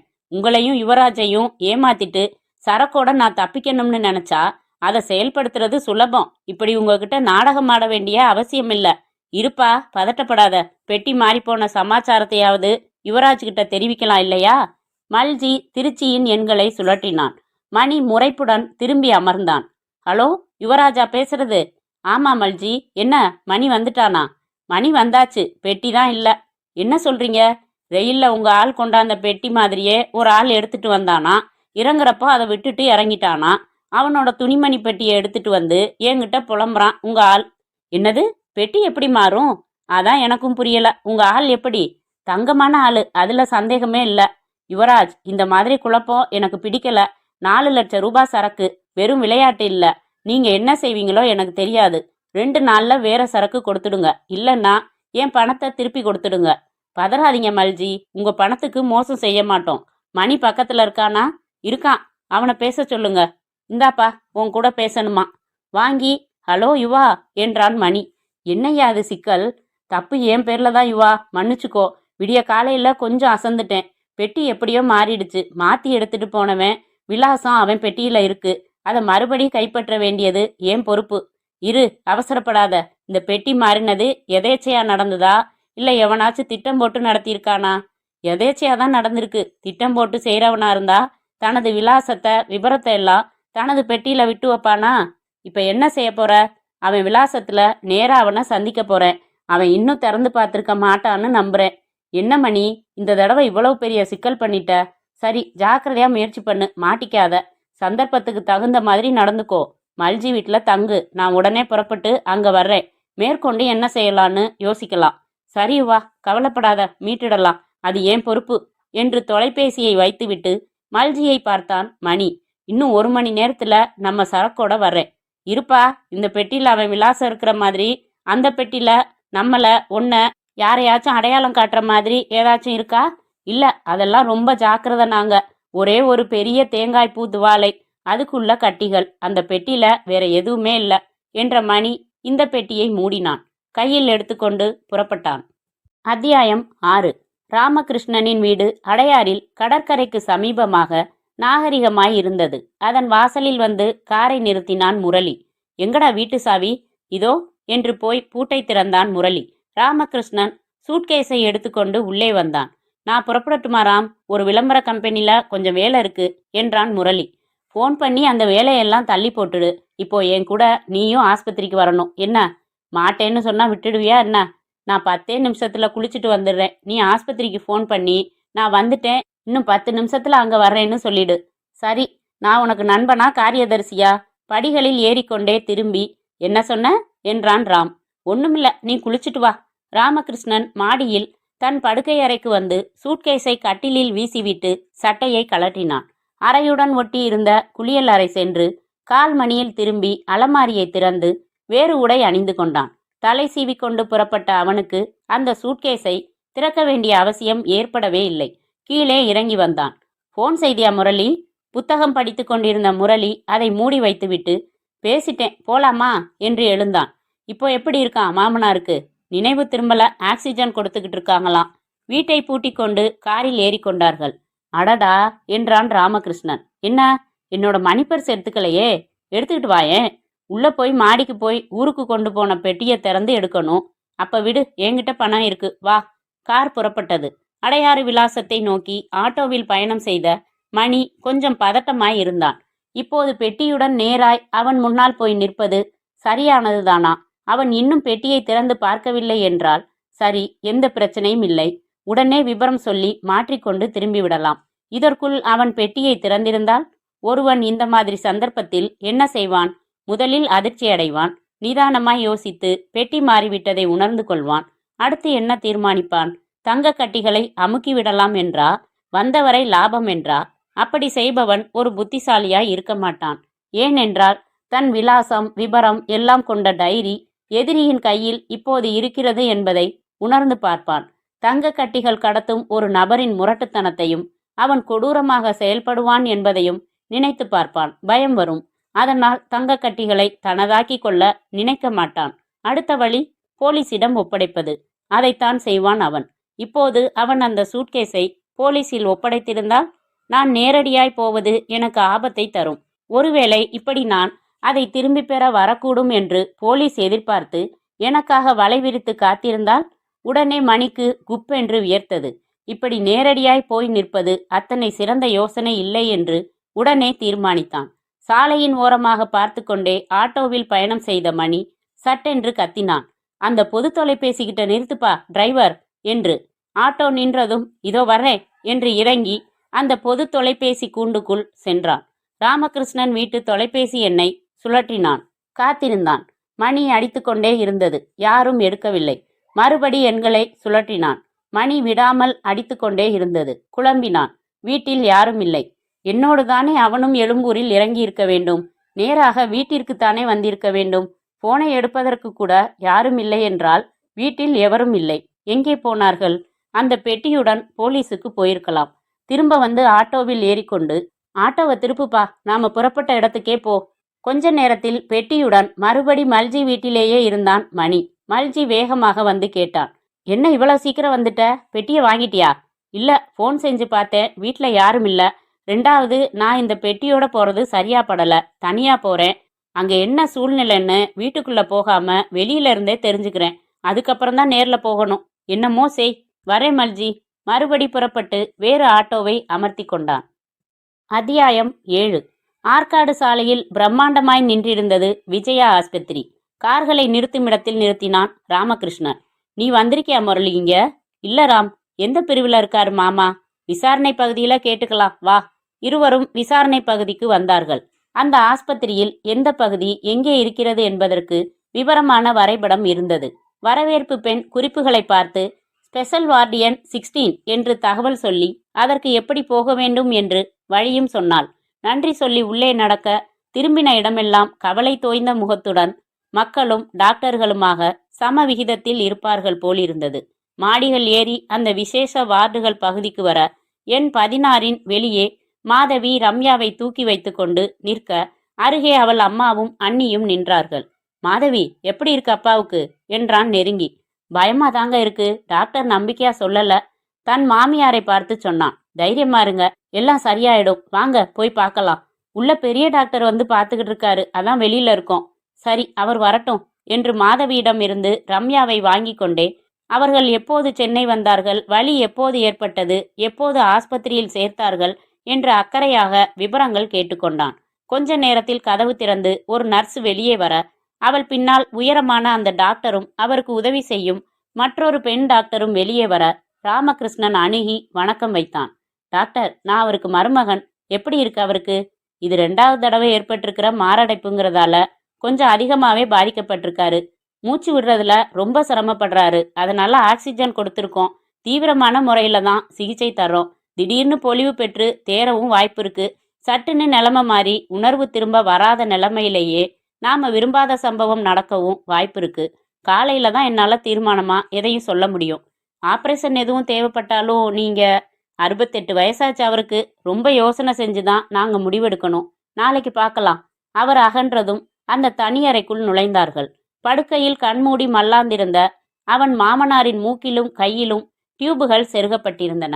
அவரையே பார்த்து கொண்டு கண்களில் நீர் துளிர்க்க கொஞ்ச நேரம் அமைதியாக நின்று கொண்டிருந்தான் ராமகிருஷ்ணன். அந்த பெண் டாக்டர் மட்டும் நர்ஸோடு திரும்பி வந்து ஒரு ஊசி போட்டுவிட்டு இவர்களை பார்த்து, எங்க கிட்ட நோயாளிய ஒப்படைச்சாச்சு, நின்றுகிட்டு இருக்கிறது அவரை இன்னும் பாதிக்கும். எல்லாரும் தயவு செஞ்சு வெளியில போங்க என்றார். எல்லோரும் வெளியில் வர ராமகிருஷ்ணன் மாதவியிடம், நான் 3 நாள் டூர் நிகழ்ச்சிகளை ரத்து செஞ்சுட்டு வந்திருக்கேன். இதை கம்பெனியில் நிர்வாக இயக்குனர்கிட்ட தெரிவிச்சுட்டு 2 முக்கிய கோப்புகளை அலுவலகத்தில் கொடுத்துட்டு திரும்பி இங்கேயே வர்றேன், சரிதானே என்றான். சீக்கிரம் வந்துடுங்க. டாக்டர்கிட்ட தனியா என்னவோ பேசுனீங்களே, என்ன சொன்னாரு? எனக்கு கவலையா இருக்குங்க. சீச்சி, தேறிடுவார்னு தான் சொன்னாரு. வரட்டுமா? முரளியும் ராமகிருஷ்ணனும் புறப்பட்டார்கள். நான் எதுக்குடா வால் மாதிரி, என்னை விட, நான் போறேன் என்றான் முரளி. சும்மா இருடா, என்ன மாதிரி அலுவலக நேரம்னு ஏதாச்சும் இருந்தா சரி. கேமராவை வச்சுக்கிட்டு டப்பு டப்புன்னு படம் எடுத்தே காசு சம்பாதிக்கிற. காலையில எடுக்கலன்னா சாயங்காலம் எடுத்துக்கலாம். பேசாம என்னோட வா, ஒரு விஷயம் இருக்கு. என்ன அது? சொல்றேன் வா. இப்ப எங்க போகணும்டா? என் சூட்கேஸில் 2 கோப்புகள் இருக்கு. மறுபடி வீட்டுக்கு போய் அதை எடுத்துக்கிட்டு அலுவலகம் வந்துட்டு கொஞ்ச நேரத்துல இதே ஆஸ்பத்திரிக்கு வர்றோம். உனக்கு மாமனார்னா எனக்கு என்னடா? என்ன ஏன் இழுத்தடிக்கிற? நான் மாமனாரை பார்க்குறேன், நீ அந்த லேடி டாக்டரை பாரு. அழகா இல்ல? நீ உருப்பட மாட்ட என்றான் முரளி காரில் ராமகிருஷ்ணனின் அருகில் அமர்ந்து. அடையாறு வந்து ராமகிருஷ்ணனின் வீடு இருக்கும் குறிப்பிட்ட தெருவின் முனையிலேயே இறங்கி கொண்டான் மணி. ஆட்டோவை பணம் கொடுத்து அனுப்பிவிட்டு வீட்டு எண்ணை நினைவுபடுத்தி கொண்டு நடந்தான். அருகில் வீட்டின் எண் பார்த்து மேலே நடந்தான். சில நிமிடங்களில் ராமகிருஷ்ணனின் வீட்டின் வாசலில் நின்றான். வாசல் கதவு வெளிப்பக்கம் பூட்டப்பட்டிருப்பதை பார்த்தான். கொஞ்ச நேரம் தாடையை சொரிந்து கொண்டு நின்றான். சுற்றிலும் பார்த்தான். தூரத்தில் நீலம் கரைக்கப்பட்ட கடலின் அசைவு தெரிந்தது. காற்றில் ரோஷம் இருந்தது. இங்கே வீடுகள் கொட்டப்பட்ட நெல்லிக்காய் மூட்டை போல தூர தூரமாய் சிதறி நின்றன. ராமகிருஷ்ணன் வீட்டிற்கு அடுத்த வீடு என்பது அரை பர்லாங் அந்த பக்கம் இருந்தது. வீட்டின் வாசலில் இவன் நிற்பதை யாரும் எங்கிருந்தும் கவனிப்பதாக தெரியவில்லை. இடது கை பக்கம் தெரிந்த தார் சாலையில் கானல் நீரின் அலைகள் நடுவில் ஒரு பல்லவன் பஸ் நீச்சல் செய்து கொண்டிருக்க ஒரு ஐஸ்வண்டிக்காரன் கோனைஸ் பாலைஸ் என்று எங்கோ கத்துவது சன்னமாக கேட்டது. எந்த தீர்மானத்திற்கும் வராத மணி வீட்டின் முகப்பை விட்டு விலகி பக்கவாட்டில் மெதுவாக நடந்து கட்டிடத்தை உன்னிப்பாக கவனித்தான்.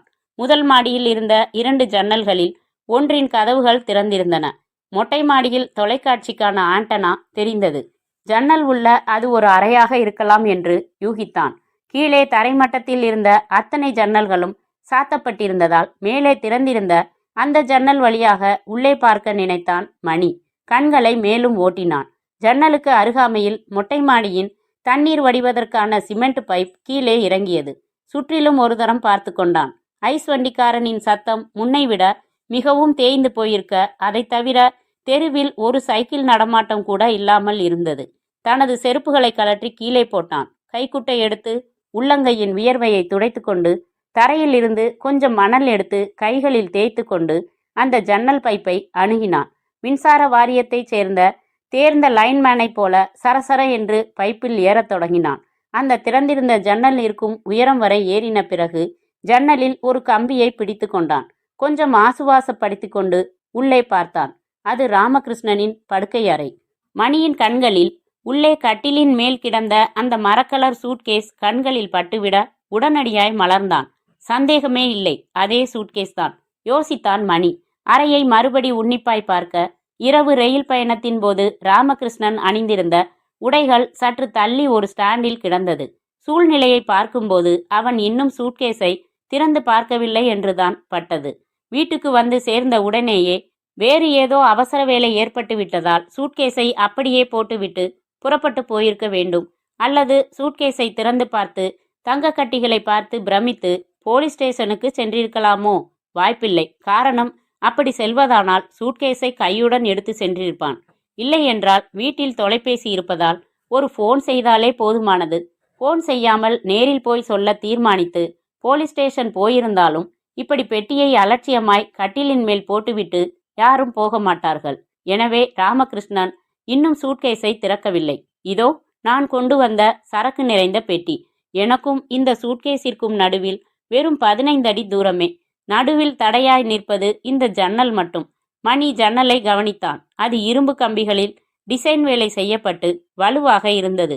குறுக்கு குறுக்கு கம்பிகள் கொண்ட அமைப்பாக இருந்தாலும் 2 கம்பிகளை வளைத்து உள்ளே இறங்கிவிடலாம். இந்த ஜன்னலில் அது சாத்தியமில்லை. இந்த ஜன்னல் வழியாக உள்ளே செல்ல வேண்டுமென்றால் கேஸ் கட்டர் கொண்டு கம்பிகளை வெட்டினால்தான் உண்டு. மணி கைகள் உறுத்தினதால் பைப் வழியாக கீழே இறங்கி தனது செருப்புகளை அணிந்து கொண்டு யோசித்தான். இப்போது அந்த பெட்டியை அடைவது எப்படி? இதுவே இரவு நேரமாயிருந்தால் 2 பேர் துணை கொண்டு ஜன்னலின் கம்பிகளை நீக்கி பெட்டியை எடுத்து விடலாம். இப்போது சாத்தியமில்லை. அதற்கான கருவிகளும் கைவசம் இல்லை. 15 அடி நீளத்திற்கு ஒரு கம்பும் அதன் முனையில் கொக்கி போன்ற ஒரு அமைப்பும் அமைந்துவிட்டால் தெருவின் பார்வையில் இல்லாத இந்த பக்கப்பகுதி ஜன்னல் வழியாக வேறு ஒரு முயற்சி செய்யலாம். கம்பு மூலமாக சூட்கேஸை மெல்ல இழுத்து ஜன்னல் வரை கொண்டு வந்துவிட்டால் பெட்டியை உள்பக்கமே வைத்துக்கொண்டு கைகளை நீட்டி தங்க கட்டிகளை மட்டும் ஒவ்வொன்றாக எடுத்துக்கொண்டு போய்விடலாம். ஆனால் அதற்கு அத்தனை நீள கம்பு தேவை. முக்கியமாக தனிமை தேவை. அந்த ராமகிருஷ்ணன் எந்த நேரம் திரும்ப வருவான் என்பது தெரியாது. மணிக்கு பெரிய குழப்பமாக இருந்தது. தெருவின் சாலைக்கு வந்து யோசனையாக மெதுவாக நடக்க ஆரம்பித்தான் மணி. கொஞ்ச தூரம் நடந்த பிறகு அவன் பார்த்த காட்சி அவன் மூளையை தூண்டியது. அந்த வீட்டின் காம்பவுண்டு சுவரின் மேல் நின்று கொண்டு அருகில் இருந்த முருங்கை மரத்தில் உயரத்தில் தொங்கின காய்களை துரட்டி கொண்டு பறித்து கொண்டிருந்தாள் ஒரு சிறுமி. அந்த துரட்டி 15 அடி நீளம் இருக்கும். முனையில் வளைவாக இரும்பு அமைப்பு கட்டப்பட்டிருந்தது. உற்சாகமாக நெருங்கினான். எம்பி உயரத்தில் இருந்த ஒரு கொத்து காய்களை பறித்து கொண்டிருந்த அந்த வேலைக்கார சிறுமியை அடைந்தான். என்ன பாப்பா, எட்டலையா? நான் பறிச்சு தரேன், கொடு என்று சுவர் மேல் ஏறி நின்று பறித்து கொடுத்துவிட்டு அவளிடம், இதே தெருவில் அதோ அந்த வீட்டில் குடியிருக்கிற ராமகிருஷ்ணனை தெரியுமா? பேர் தெரியாது, ஒருத்தர் கார்ல போவாரு வருவாரு. அவர்தான் என்ன உங்க வீட்டுல துரட்டி வாங்கிட்டு வர சொன்னாரு. பின்பக்கம் மாமரத்துல மாங்காய் பறிக்கணுமா, தரியா? 10 நிமிஷத்துல திருப்பி கொண்டாந்து நானே தந்துடுறேன். சரி, எடுத்து போங்க என்றாள் சிறுமி. மணி அந்த கம்பை எடுத்துக்கொண்டு விரைவாய் ராமகிருஷ்ணனின் வீட்டை அடைந்தான். பக்கப்பகுதிக்கு வந்து துரிதமாக செயல்பட்டான். கம்பை கையில் எடுத்துக்கொண்டு மறுபடி பைப்பில் ஏறினான். திறந்திருந்த ஜன்னல் அருகே முன்போலவே பைப்பில் உறுதியாக கால்களை பின்னிக்கொண்டு துரட்டியை கொஞ்சம் கொஞ்சமாக உள்ளே செலுத்தினான். முழுவதுமாக செலுத்தின பிறகு கட்டிலின் மேல் இருந்த சூட்கேஸின் கைப்பிடியில் துரட்டியின் முனையை மாட்ட வைக்க முயன்று கொண்டிருந்த போது ராமகிருஷ்ணனின் கார் தெருமுனையில் வந்து கொண்டிருந்தது. அதை அறியாத மணி தன் முயற்சியில் தீவிரமாயிருக்க கார் வீட்டை நெருங்கும்போது முரளி பார்த்து விட்டான். ராம், என்னடா அது? ரூம் ஜன்னல்ல எவனோ என்னமோ செஞ்சுக்கிட்டு இருக்கான் என்று பதற வீட்டின் வாசலில் கார் வந்து நின்று இருவரும் அவசரமாக இறங்கினார்கள். காரின் சத்தத்தை கேட்டு திரும்பி பார்த்த மணி உடனே வியர்த்தான். அந்த 2 பேரும் தன்னை பார்த்து விட்டதை, பரபரப்பாக நெருங்கி வருவதை உணர்ந்த மணி சரசர என்று கீழே இறங்கினான். டேய், யார் நீ? நில்லு நில்லு என்று கத்திக்கொண்டு ஓடி வந்தனர் இருவரும். மணி வீட்டின் பின்பக்கம் படுவேகமாய் ஓடி புதர்களை மிதித்து சுற்றுச்சுவரில் தாவி எங்கோ குதித்து எந்த திசையோ ஓடினான். பாருடா, மேல ஜன்னல்ல துரட்டி கம்பு தொங்குது பாரு. பட்ட பகல்ல எவ்வளவு நூதனமா திருட வர்றாங்க என்றான் ராமகிருஷ்ணன். முதல்ல கதவை திற, ஒரு ரூம்ல என்ன குறையுதுன்னு முதல்ல பாரு என்றான் முரளி. இருவரும் வீட்டை திறந்து உள்ளே வந்து மாடிக்கு ராமகிருஷ்ணனின் அறைக்கு வந்தார்கள். கட்டிலின் மேல் சூட்கேஸ் இடம் நகர்ந்து இருப்பதை கவனித்தான் ராமகிருஷ்ணன். பொதுவாய் அறையை பார்த்துவிட்டு, அவன் இன்னும் எதையும் எடுக்கல, முயற்சி செஞ்சுக்கிட்டு இருந்தப்ப நாம வந்துட்டோம். இந்த சூட்கேஸை கம்பு போட்டு இழுத்துருக்கான் முரளி. எடுத்து உள்ள வைக்க வேண்டியதுதானே? உனக்கு எல்லாத்துலேயும் அலட்சியம் அதிகம். வந்த அவசரத்துல அப்படியே போட்டுட்டேன். இந்த மாதிரி படவாக்கல சும்மா விடக்கூடாது ராம். இது மாதிரி திருட வந்தான்னு போலீஸ்ல ஒரு புகார் கொடுத்துடலாம். என்ன சொல்ற? வேணாப்பா, திருட்டு தான் நடக்கலையே, இனிமே நாம ஜாக்கிரதையா இருந்துக்கலாம். ஜன்னல் கதவை மூடாதது ஏன் தப்பு தானே என்று போய் கதவை மூடிக்கொண்டே ராமகிருஷ்ணன் சொன்னான். முரளி, அந்த சூட்கேஸ்ல மேல 2 கோப்புகள் இருக்கும், எடேன். முரளி பெட்டியை எடுத்து மடியில் வைத்து கொண்டு திறந்து, எங்கே இருக்கு கோப்பு? துண்டு தான் இருக்கு. டேய் ராம் என்று பதறினான் துண்டின் அடியில் இருந்த தங்க கட்டிகளை பார்த்து. என்னடா என்று வந்து பார்த்த ராமகிருஷ்ணனும் ஏகமாய் அதிர்ச்சி அடைந்து, ஏய் என்னப்பா இது? ஏன் பெட்டில இது இது என்ன? நீதான் சொல்லணும் ராம். எத்தனை நாள் இப்படி ஒரு வியாபாரத்துல இறங்கியிருக்க?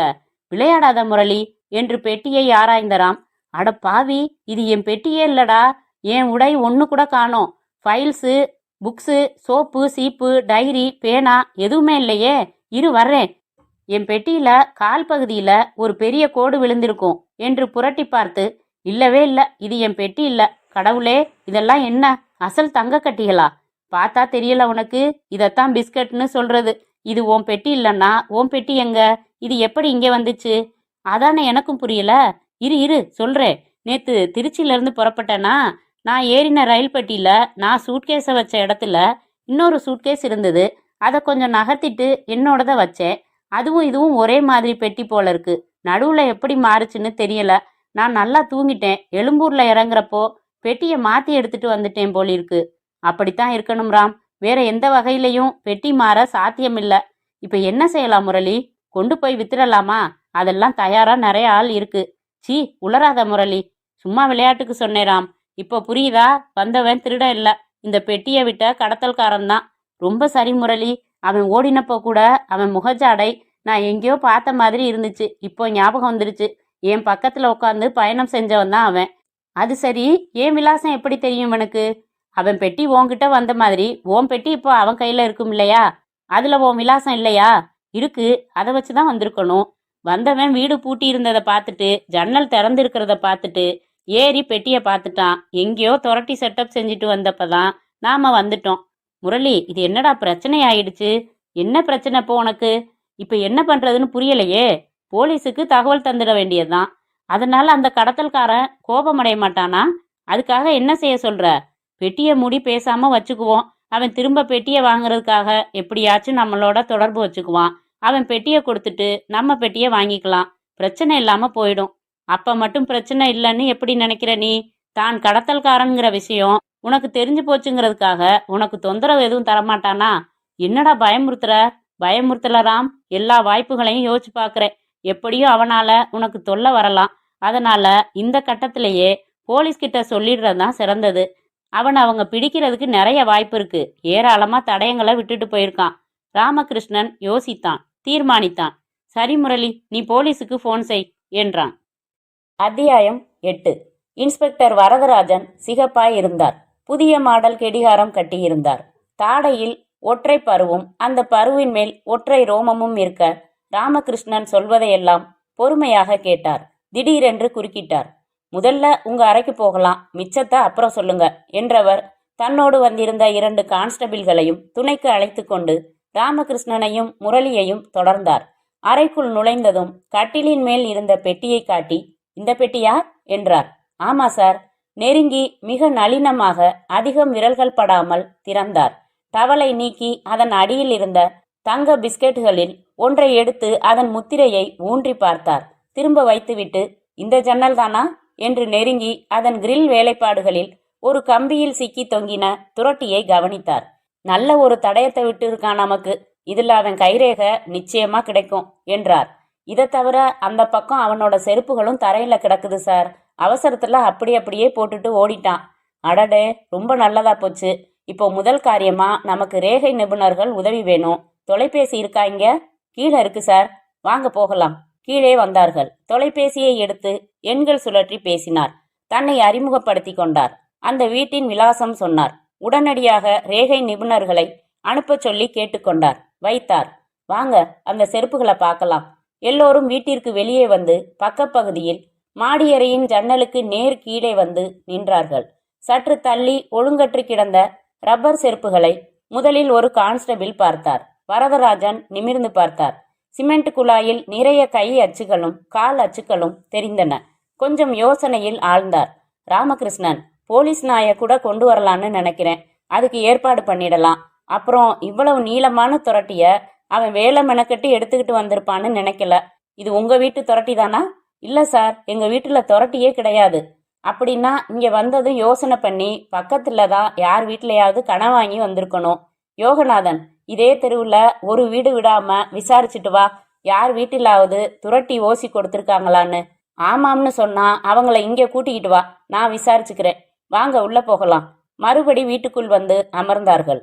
வரதராஜன் 2-3 முறை தொலைபேசி உபயோகித்துவிட்டு வைத்து மற்றொரு கான்ஸ்டபிளை அழைத்து, மாடியில் இருக்கிற அந்த பெட்டியை அதிகமா கைப்படாம எடுத்துக்கிட்டு வா என்று கூறிவிட்டு, ஒரு குளிர்பானம் கிடைக்குமா என்றார். முரளி எழுந்து போய் குளிர்பெட்டியில் இருந்து எடுத்து வந்து தந்தான். ஒரே மூச்சில் குழாயை இழுத்து பானத்தை காலி செய்து வைத்துவிட்டு சட்டையின் மேல் பாக்கெட்டில் இருந்து மடிக்கப்பட்ட வெள்ளை காகிதமும் பேனாவும் எடுத்துக்கொண்டார். தந்தி பாஷை போல சின்ன சின்ன வார்த்தைகளில் குறிப்புகள் எழுதி கொண்டார். பிறகு கேட்டார், இவர் பேரு ராமகிருஷ்ணன், உங்க பேர் என்ன? முரளி. இவருக்கு என்ன வேணும்? நீங்க உறவா? இல்ல சார், நண்பன். என்ன செய்றீங்க? சுதந்திரமான புகைப்பட கலைஞன் சார். சந்தோஷம். மிஸ்டர் ராமகிருஷ்ணன், அந்த நபர் ராத்திரி உங்களோட கூட பயணம் செய்த அதே நபர் தான்னு உறுதியா சொல்றீங்களா? ஆமா சார், அதுல சந்தேகமே இல்ல. எப்படி சொல்றீங்க? ராத்திரி அவன் போட்டிருந்த அதே உடைதான் இப்பவும் போட்டிருந்தான். அதே முகம்தான். ராத்திரி தானே பார்த்தேன், அதனால மறக்கல. ரொம்ப நல்லது. நீங்க வந்தது ரிசர்வ் செய்யப்பட்ட டிக்கெட்ல தானே? ஆமா சார். அந்த டிக்கெட் வச்சிருக்கீங்களா? எப்படி சார் இருக்கும்? ஸ்டேஷன் வாசல்ல கொடுத்துட்டேனே. ஆமா, நான் மறந்துட்டேன். நீங்க பிரயாணம் செஞ்ச பெட்டி நம்பர், உங்க சீட் நம்பர் இது நினைவுல இருக்கா? நல்லா நினைவு இருக்கு சார். என்ன சொல்லுங்க. பெட்டி எண் இ, சீட் எண் 17. உங்களுக்கு அடுத்தபடியா அவன் உட்கார்ந்துருந்தானா? ஆமா சார். அப்போ அவன் டிக்கெட் எண் 18 அல்லது 16, சரியா? சரி சார். பதிவு செய்யப்பட்ட டிக்கெட் அது. அதனால அந்த டிக்கெட்டோட பின்னால பேரும் வயசும் இருக்கும். அதற்கான விண்ணப்பம் திருச்சியில இருக்கும். அதுல விலாசம் இருக்கும். பொதுவா இந்த மாதிரி கடத்தல் காரியம் செய்யறவங்க உண்மை பெயரையும் உண்மையான விலாசத்தையும் தரமாட்டாங்க. ஒருவேளை அலட்சிய போக்குல சில சமயம் உண்மையான பெயர்ல டிக்கெட் எடுத்துடுறதும் உண்டு. அதனால இந்த விபரங்களை அறிய வேண்டியது என் கடமை. அப்புறம் அந்த நபர் ரயில்ல பிரயாணத்தின் போது உங்க கூட பேசினானா? இல்ல சார். ஒரு வார்த்தை கூட பேசலையா? இல்ல, பாதி நேரம் ஜன்னலுக்கு வெளியில வேடிக்கை பார்த்தான். மீதி நேரம் நல்லா தூங்கினான். வேற யார்கிட்டையும் கூட பேசலையா அவன்? இல்ல. அப்ப அவன் கூட்டாளி யார் கூடவும் வரல, தனியா தான் வந்திருக்கான். நல்லா நினைவுபடுத்தி சொல்லுங்களேன். அவன் முக அமைப்பு எப்படி இருந்துச்சு? ராமகிருஷ்ணன் நினைவுபடுத்தி நிதானமாக அவனுடைய முக அமைப்பை விவரித்தான்.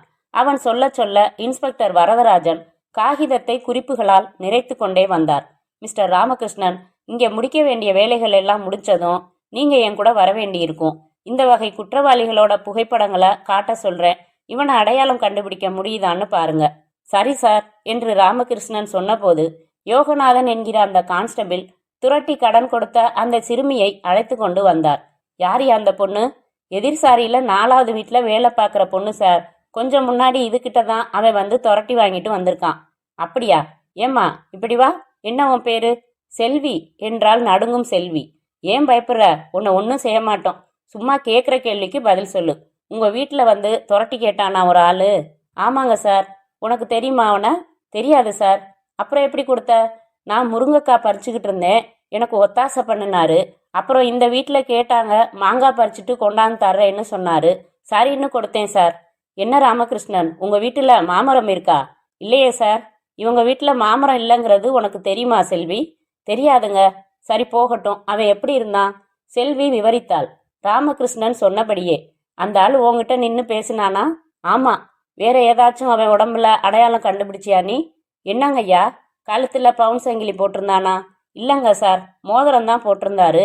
அதுல கூட எம்முன்னு ஆங்கில எழுத்து இருந்துச்சு. அட சபாஷ் கண்ணா, பரவாயில்லையே, இவ்வளவு கவனிச்சிருக்கியே. அப்புறம் வேற எதுவும் பார்க்கலங்க. சரி நீ போ என்ற போது மோட்டார் சைக்கிள் ஒன்று வந்து நிற்க சிறிய சூட்கேஸ் ஒன்றுடன் 2 ரேகை நிபுணர்கள் உள்ளே வர வரதராஜன் எழுந்து அவர்களை பார்த்து புன்னகைத்தார். மாடிக்கு அழைத்து சென்றார். விவரங்களை சொன்னார். அவர்கள் வெளிப்பக்கம் வந்து ஏணி வாங்கி சுவற்றில் சாத்தி ஏறி ரேகைகளை பதிவு செய்ய தொடங்க ஜீப் ஒன்றில் வந்து சேர்ந்தது நாக்கு தொங்கும் மாநிற போலீஸ் நாய். அதன் பயிற்சியாளர் அதன் சங்கிலியை பிடித்து கொள்ள வரதராஜன் வந்து அவரிடம் விபரம் சொன்னதும் அவர் நாயை அந்த ரப்பர் செருப்புகள் கிடந்த இடத்திற்கு அழைத்து சென்றார். நாய் நிதானமாக அந்த செருப்புகளை முகர்ந்து பார்த்தது. பின்னர் வீட்டின் பின்புறத்தில் மெதுவாக ஓடத் தொடங்க பயிற்சியாளரும் ஒரு கான்ஸ்டபிளும் கூடவே ஓட ஆரம்பித்தார்கள். 1 மணி நேரம் கழித்து போலீஸ் சம்பந்தப்பட்ட அனைத்து நபர்களும் புறப்பட அவர்களோடு வீட்டை பூட்டிக் கொண்டு ராமகிருஷ்ணனும் முரளியும் புறப்பட்டார்கள். ஜீப்பில் வரதராஜன் சொன்னார், இன்னைக்கு ராத்திரிக்குள்ளேயே அவனை பிடிச்சிடலாம்னு எனக்கு நம்பிக்கை இருக்கு. அவசரத்துல அவன் அவ்வளவு தடயங்களை விட்டுட்டு போயிருக்கான். முரளி கேட்டான், சார், நாங்க உங்களை தொடர்பு கொண்டதால கோபத்துல எங்க மேல அவன் ஏதாச்சும் நடவடிக்கை எடுப்பானா? அப்படியெல்லாம் பண்ண மாட்டாங்க. கடத்தல் பொருள்கள் எங்க கையில சிக்கிக்கிறது அவங்களுக்கு சகஜம்தான். நபர் மாட்டாம பொருள் மட்டும்தானே மாட்டிச்சுன்னு திருப்தி அடைவாங்க. அதை தொழிலா செய்யறவனுக்கும் இது ஒரு பெரிய நஷ்டம் இல்லை. உங்களுக்கு கவலையோ பயமோ இருந்தா பாதுகாப்புக்கு ஏற்பாடு செய்கிறேன் என்றார் இன்ஸ்பெக்டர். இல்லை இல்லை வேண்டாம் என்றான் ராமகிருஷ்ணன். அத்தியாயம் 9. இரவு மணி 9ற்கு சென்னையை அடைந்த யுவராஜ் உடனே ஒரு டாக்ஸியை அமர்த்தி கொண்டு பிரகாஷ் மல்ஜியின் வீட்டை அடைந்தான். கதவு திறந்து உள்ளே வந்ததும், எங்க அந்த மடையன் என்றான் மல்ஜியிடம் கடும் கோபத்துடன். மாடியில ஒரு தனி அறையில மறைச்சு வச்சிருக்கேன் என்றான் மல்ஜி. மறைச்சு வச்சிருக்கீங்களா? எதுக்காக? நீ அனுப்பிச்ச ஆள் பொடி டப்பாவை திறந்து கொடுக்க கூட லாயக்கு இல்ல.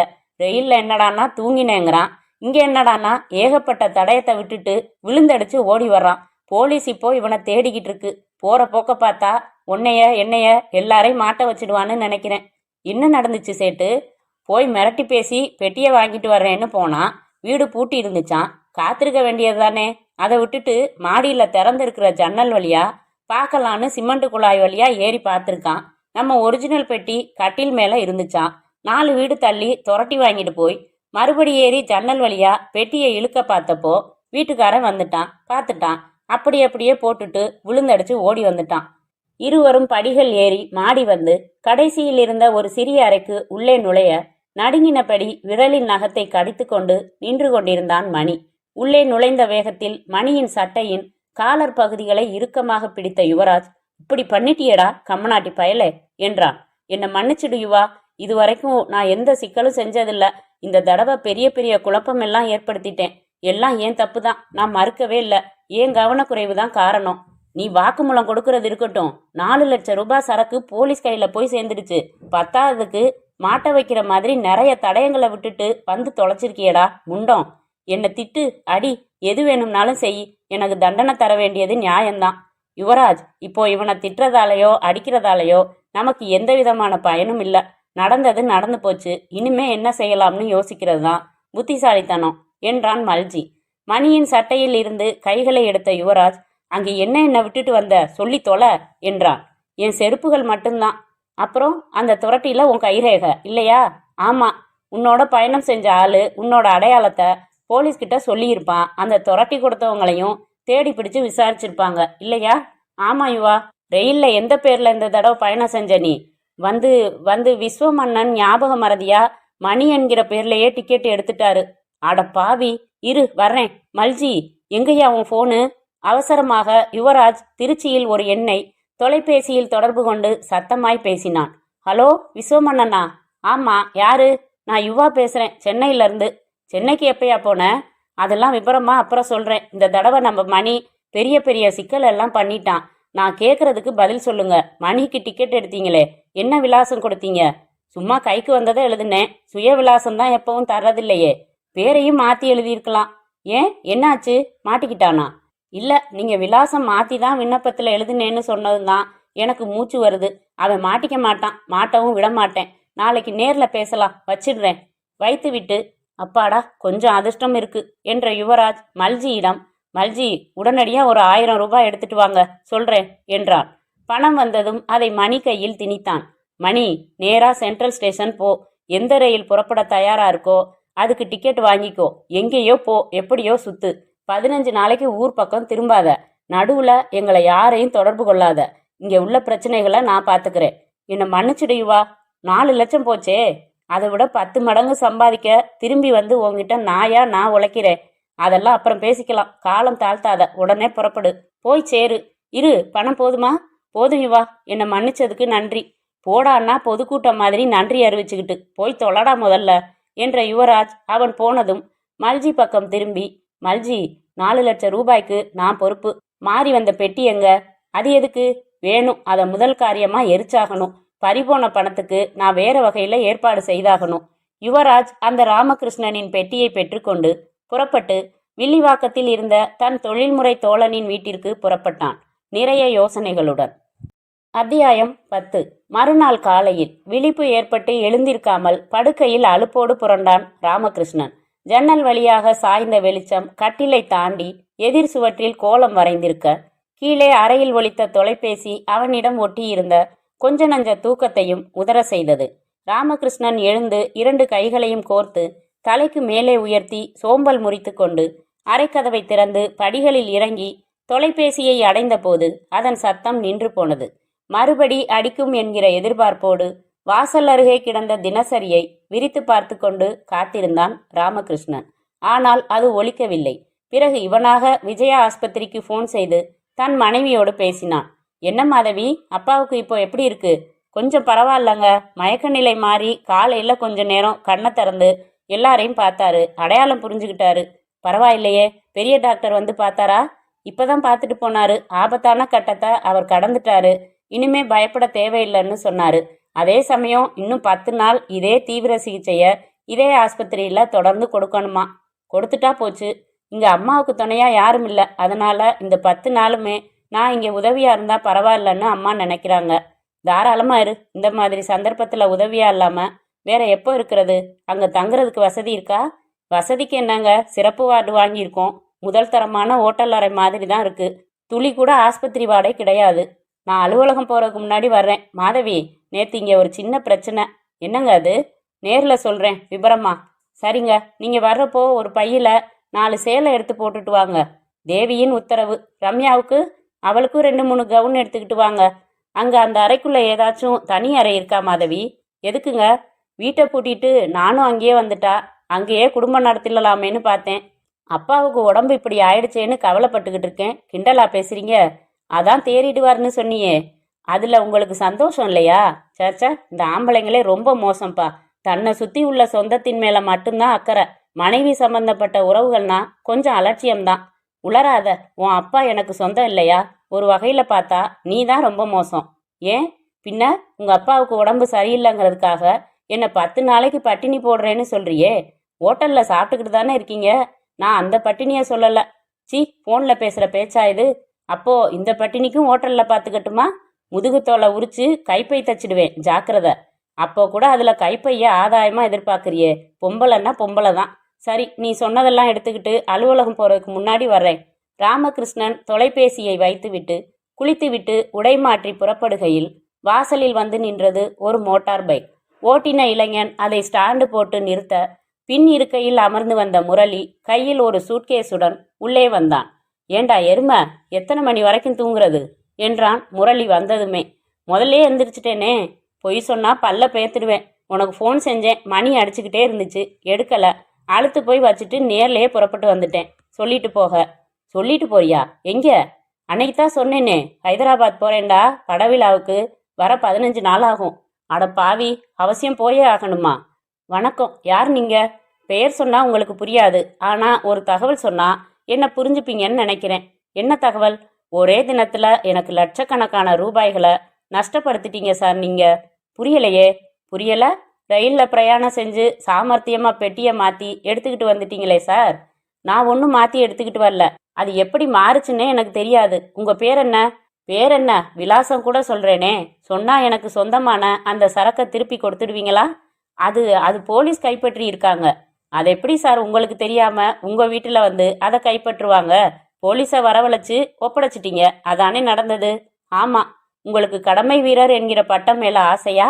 எந்த நேர்மையான குடிமகனும் அதைத்தான் செய்வான். சரி, ஆனா இப்போ அந்த குடிமகன் நிறைய அனுபவிக்க போறானே, அந்த போலீஸ் வந்து உதவுமா? என்ன சொல்றீங்க மிஸ்டர் ராமகிருஷ்ணன்? நீங்க தெரிஞ்சோ தெரியாமலோ தீப்பந்தத்தோட விளையாடிட்டீங்க. இப்போ தீப்பந்தம் திகு திகுன்னு எரிஞ்சுக்கிட்டு இருக்கு. அதனால சூடுபட்டுக்க விருப்பமா, இல்ல அதை சுவடு தெரியாம அணைச்சிட விருப்பமா? என்ன சொல்ல வரீங்க? உங்களால எனக்கு சரக்கு போச்சு. எனக்கு எத்தனை லட்சம் நஷ்டம் தெரியுமா? அதுக்காக நஷ்ட ஈடு கேட்குறேன். என்கிட்டயா? நஷ்டம் ஏற்படுத்தினவன்கிட்ட கேட்காம கடற்கரையில சிலையா நிக்கிற ஔவையார்கிட்டயா கேட்க முடியும்? விளையாடுறீங்களா? நஷ்ட ஈடு கிடைக்கலன்னா விளையாடலாம்னு தீர்மானம். இதோ பாருங்க ராமகிருஷ்ணன், நீங்க விட்டுட்டு போன உங்க பெட்டியில உங்களை பத்தின அத்தனை விபரங்களும் இருக்கு. உங்க விலாசம் இருக்கு, குடும்ப விபரம் இருக்கு. உங்க மனைவி பேரு மாதவி, ஒரே ஒரு மகள். அந்த பாப்பா பேரு ரம்யா.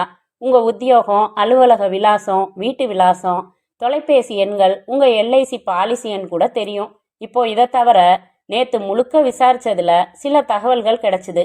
உங்க மனைவியும் மகளும் ஒரு ஆஸ்பத்திரியில இருக்காங்க. அதனால நீங்க மட்டும்தான் தனியா வீட்டில் இருக்கீங்க, சரியா? ராமகிருஷ்ணன் லேசாக வியர்த்தான். என்ன பதில காணோம் சார்? உங்க நோக்கம் என்ன?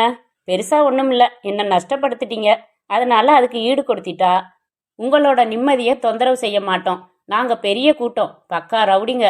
4 நாளைக்கு ஒரு தடவை சலவைக்கு போடுற மாதிரி வெட்டுறது குத்துறது எல்லாம் எங்க வாழ்க்கையில சகஜமான விஷயங்கள். கேலன் கணக்குல ரத்தத்தை பார்த்துருக்கோம். பெங்களூர்ல வீடு பூந்து கொலையும் கொள்ளையும் நடந்துகிட்டு இருக்கே, அவங்க எல்லாம் நம்ம சிஷ்யர்கள் தான். ராமகிருஷ்ணனின் தொலைபேசியை பிடித்திருந்த கரம் லேசாக நடுங்கத் தொடங்கியது. நாக்கு சுத்தமாக வறண்டு போனது. அதனால என்ன சார், கேட்டுக்கிட்டு தானே இருக்கீங்க? ஆமா என்றான் சுரத்தில்லாமல். அதனால நாம 2 பேரும் ஒரு தீர்மானத்துக்கு வரலாம். ஒரு குறிப்பிட்ட தொகையை எனக்கு நஷ்ட ஈடா தந்துடுங்க. நீங்க உங்க திசை பக்கமே திரும்ப மாட்டோம். எவ்வளவு? 4-5 லட்சம் நஷ்டமாகி போச்சு. அவ்வளவு தர முடியுமா? கடவுளே, நான் எங்கே போவேன்? இருங்க, எங்களுக்கும் கருணை உள்ளம் உண்டு. அவ்வளவு தொகை உங்களால தர முடியாதுன்னு தெரியும். 1 லட்சம் ரூபாய் கொடுத்துடுங்க. தரலன்னா சரி, நான் ஒன்று சொல்றேன், போனை வச்சிடுறேன். நீங்க என்ன செய்றீங்க? விஜயா ஆஸ்பத்திரிக்கு ஃபோன் செஞ்சு உங்க வீட்டுக்கார அம்மா கிட்ட பேசுங்க. ஒரே ஒரு கேள்வி கேளுங்க. கேட்குறீங்களா? என்ன கேள்வி? நம்ம மகள் ரம்யா எங்கன்னு கேளுங்க. போதும். தொடர்பு துண்டிக்கப்பட்டு விட பகீர் என்றது ராமகிருஷ்ணனுக்கு. வியர்த்திருந்த நடுங்கின விரல்களை எண்களில் படபடப்பாக சுழற்றினான். மாதவியுடன் பேச தொடர்பு கிடைத்ததும், ஹலோ மாதவி, மாதவி என்று அதற்கு மேல் வார்த்தை வராமல் பதறினான். என்னங்க, என்ன இப்படி பதறீங்க? மாதவி, ரம்யா எங்க? அவளுக்கு என்ன, இங்கேதான் விளையாடிக்கிட்டு இருக்கா. உன் பக்கத்துலையா? இல்ல, வராண்டாவில். தொலைபேசியா அப்படியே தனியா வச்சுட்டு சீக்கிரம் போய் பாரு, இருக்காளான்னு பாரு. சீக்கிரம் வந்து சொல்லு. காத்திருக்கும் வினாடிகளில் இதயம் அதிவேகமாக துடிப்பதை அவனால் துல்லியமாக உணர முடிந்தது. நெற்றி ஓரங்கள் முழுக்க வியர்வை துளிர்த்திருக்க, ஐயோ அவளை காணலைங்க என்றாள் மாதவி. பதட்டப்படாம அங்கே இரு, நான் இதோ உடனே வர்றேன். அவசரமாக தன் அலுவலக அறையை விட்டு வெளியேறிய ராமகிருஷ்ணன் வினாடிகளில் ஆஸ்பத்திரியை நோக்கி காரை ஓட்டிக் கொண்டிருந்தான் விரைவாக. அத்தியாயம் 11. ராமகிருஷ்ணனின் வீட்டின் ஹாலில் விம்மி விம்மி அழுது கொண்டிருந்த மாதவியின் தோளை தொட்டு அவளுக்கு ஆறுதல் சொல்ல வார்த்தைகள் இன்றி தவித்து கொண்டிருந்தான் ராமகிருஷ்ணன். மாதவி, அழாதம்மா. எப்படிங்க அழாம இருக்க முடியும்? சுமந்தவன் நான், அந்த வழி எனக்கு தாங்க தெரியும். குழந்தை முகம் பார்த்து சிரிச்சப்போ நான் அடைஞ்ச பூரிப்ப இன்னொரு தாய் தாங்க உணர முடியும். நம்ம மக மேல எனக்கு மட்டும் பாசம் இல்லையா? அப்படி தெரியலையே. தெரிஞ்சிருந்தா அவனை போனை துண்டிக்கிற மாதிரி வேகமா பேசியிருக்க மாட்டீங்க. அவங்க துஷ்டக்காரங்க, எதுவும் செய்வாங்க. இப்போ என் கண்மணி எங்க இருக்காளோ, அவளை என்ன கொடுமை செய்யறானுங்களோ தெரியலையே.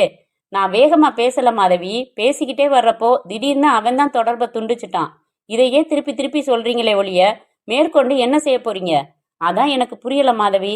அவன் மறுபடி ஃபோன் செய்வான்னு எதிர்பார்த்து காத்துக்கிட்டு இருக்கலாமா, இல்ல போலீஸ்கிட்ட போகலாமா? போலீஸ்கிட்டயா? பின்ன போய் தானே ஆகணும். நாம தனிப்பட்ட முறையில என்ன செய்ய முடியும்? இப்போ நாம போலீஸுக்கு சொல்லிட்டோம்னு அவங்களுக்கு தெரிஞ்சா நம்ம ரம்யாவை ஏதாச்சும் பண்ணிடுவானுங்களே. மறுபடி அவன் போன்லயோ நேர்லையோ இல்ல கடிதம் மூலமாவோ நம்மளை தொடர்பு கொள்வான்னு தான் நினைக்கிறேன். அப்போ மறுபடி இந்த 1 லட்சம் ரூபாய கேட்பான். கொடுத்துடலாங்க, ரம்யா தான் முக்கியம்.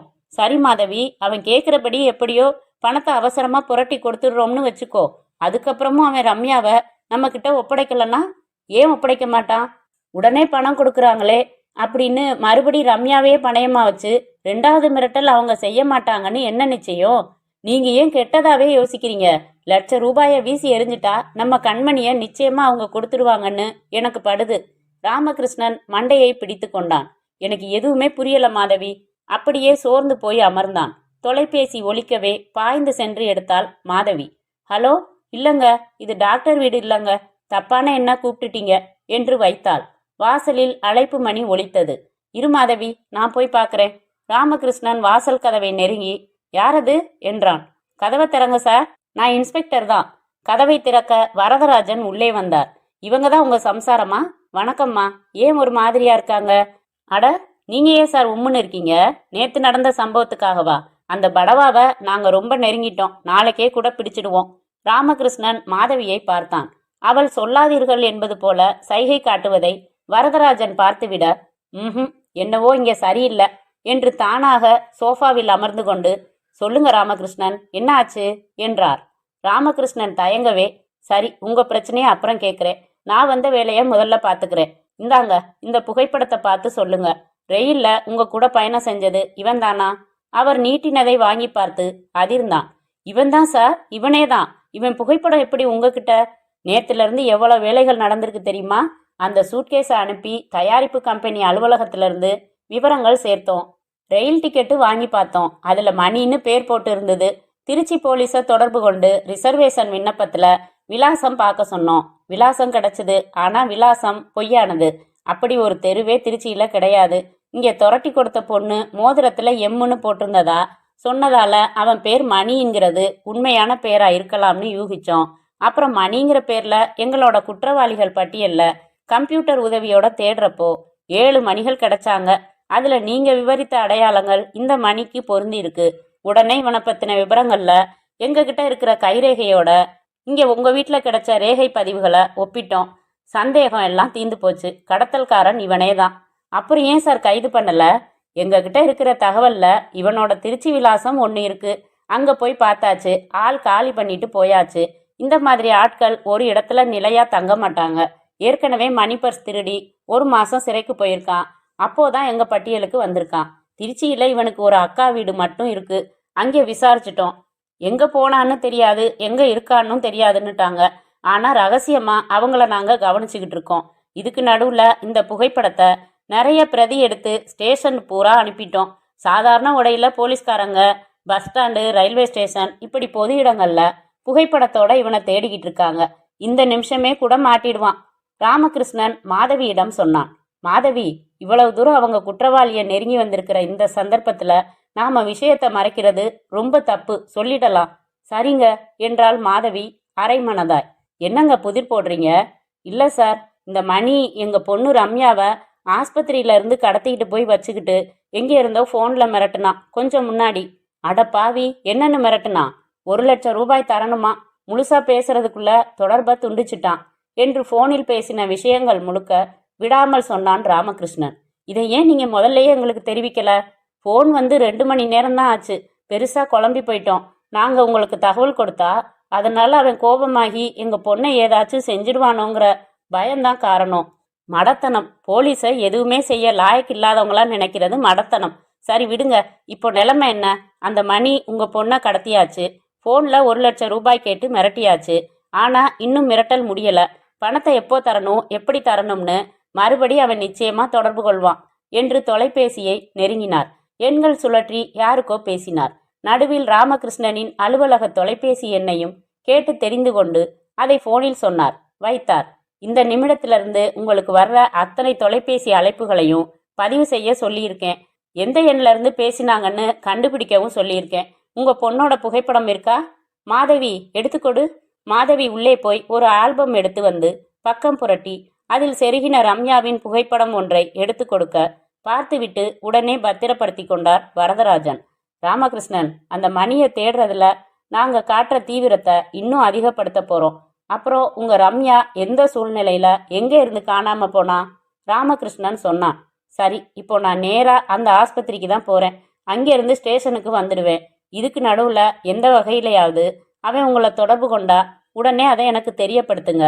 வந்து போலீஸை துணைக்கு அழைச்சா ரம்யாவை கொன்னுடுவோம்னு அவங்க மிரட்டினா என்ன சார் பண்றது? அப்படியெல்லாம் செய்ய மாட்டாங்க. என்ன சார் உத்தரவாதம்? அப்போ எங்களை நம்பலையா? நம்புறோம். அவங்க ரொம்ப முரடங்குங்கிறதையும் நம்புறோம். நாளைக்கு ஏதாச்சும் ஒன்று ஆகிட்டா இழக்கிறது நாங்க தானே சார். ராமகிருஷ்ணன், நீங்க பேசுறது புரியல. உங்களோட எண்ணம் என்ன? அவன் கேட்டபடி பணத்தை கொடுத்துட நினைக்கிறீங்களா? பணத்தை விட குழந்தை முக்கியம் இல்லையா சார்? உண்மை, பணத்தை இழக்காமலேயே குழந்தைய மீட்டு தர்றோம்னு நான் சொல்றேன். ராமகிருஷ்ணன் மௌனமாய் இருந்தான். ராமகிருஷ்ணன், உங்க உணர்வுகள் எனக்கு புரியுது. உத்தியோகத்துல தான் நான் போலீஸ்காரன். நானும் 2 குழந்தைங்களுக்கு அப்பன் தான். என் வீட்டுல இந்த மாதிரி ஒரு சந்தர்ப்பம் ஏற்பட்டா நானும் உங்களை மாதிரி தான் சஞ்சலப்படுவேன். ஆனா போலீஸோட திறமைய உங்களை மாதிரி சந்தேகப்பட மாட்டேன். ஏற்கனவே நாங்க எடுத்த முயற்சிகள்ல அந்த குற்றவாளிக்கும் எங்களுக்கும் இடையே உள்ள இடைவெளி ரொம்ப குறைஞ்சு போச்சு. அவனை பிடிக்கிறதும் உங்க ரம்யாவை பத்திரமா உங்ககிட்ட ஒப்படைக்க வேண்டியதும் ஏன் பொறுப்பு. கவலையை விடுங்க. அவன் முகம் தெரியும், பெயர் தெரியும், இதே சென்னையில தான் இருக்கிறாங்கிறது தெரியும், மறுபடி உங்களை தொடர்பு கொள்ள போகிறாங்கிறதும் தெரியும். இவ்வளவு தகவல்களை வச்சுக்கிட்டு அவனை நாங்க பிடிக்கலன்னா அப்புறம் நாங்க எதுக்குமே லாய்க்கில்ல. என்ன நம்புங்க. தகவல் வந்ததும் எனக்கு தெரியப்படுத்துங்க. வர்றேன். வரதராஜன் வேகமாக எழுந்து செல்ல ராமகிருஷ்ணனும் மாதவியும் ஒருவரை ஒருவர் கலக்கமாக பார்த்து கொண்டார்கள். அத்தியாயம் 12. நேராக ஸ்டேஷனுக்கு வந்த இன்ஸ்பெக்டர் வரதராஜன் தன் பிரிவின் சப் இன்ஸ்பெக்டர் மதன்குமாரை அருகே அழைத்தார். புதிய திருப்பத்தை விவரித்தார், ஆலோசித்தார். மதன்குமார், இந்த நிலையில நாம துரிதமா செயல்பட்டாகணும். என்ன செய்யலாம் சொல்லுங்க. சார், அந்த கடத்தல்காரன் மறுபடி அந்த ராமகிருஷ்ணனை தொடர்பு கொள்ள போறான் இல்லையா? ஆமா. அவன் எத்தனை வழியில தொடர்பு கொள்ள முடியுமோ அத்தனை வழிகள்லையும் நாம கண்காணிப்பா இருக்கணும். விபரமா சொல்லுங்க. முதல்ல தொலைபேசியில தொடர்பு கொண்டிருக்கிறான் அவன். அதனால மறுபடியும் தொலைபேசி மூலமாகவே தொடர்பு கொள்ளலாம். அதுக்குத்தான் ஃபோன் பேச்சுகளை பதிவு செய்ய சொல்லி எண்களை கண்டுபிடிக்க சொல்லி ஏற்பாடு செஞ்சிருக்கேனே. பத்தாது, வேற என்ன செய்யலாம்? இந்த மாதிரி மிரட்டல்களை பொது தொலைபேசிகள் மூலமாக தான் பேசுவாங்க. அதனால நகரத்தில் இருக்கிற அத்தனை பொது தொலைபேசி கூண்டுகள் பக்கத்துலையும் சாதாரண உடையில நம்ம நபர்களை நிறுத்தி சந்தேகமான நபர்கள் பேசுறத ஒட்டு கேட்க சொல்லி பிடிக்க சொல்லணும். நல்ல யோசனை. அப்புறம் ராமகிருஷ்ணன் தம்பதிக்கு மனம் கலக்கமா இருக்கு. நீங்க அவ்வளவு தூரம் சொன்ன பிறகும் அவங்க வேற வழிகளில் தொடர்பு கொள்ளப்பட்டா அதை நமக்கு தெரிவிக்காமலேயே செயல்பட வாய்ப்பு இருக்கு. அதனால 2 கான்ஸ்டபிள்களை சாதாரண உடையில ராமகிருஷ்ணன் வீட்டை சுத்தியே நோட்டம் போட சொல்லணும். அவன் மிரட்டல் செய்திய ராமகிருஷ்ணன் வீட்டு வாசல் தபால் பெட்டியில கூட போட வரலாம். இதுவும் புத்திசாலித்தனமான யோசனை.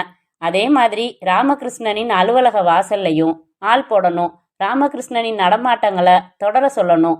இதை தவிர முக்கியமானது, உடனடியா நாம ரம்யா தொலைஞ்சு போன அந்த ஹாஸ்பிட்டலுக்கு போய் விசாரணை நடத்தணும்.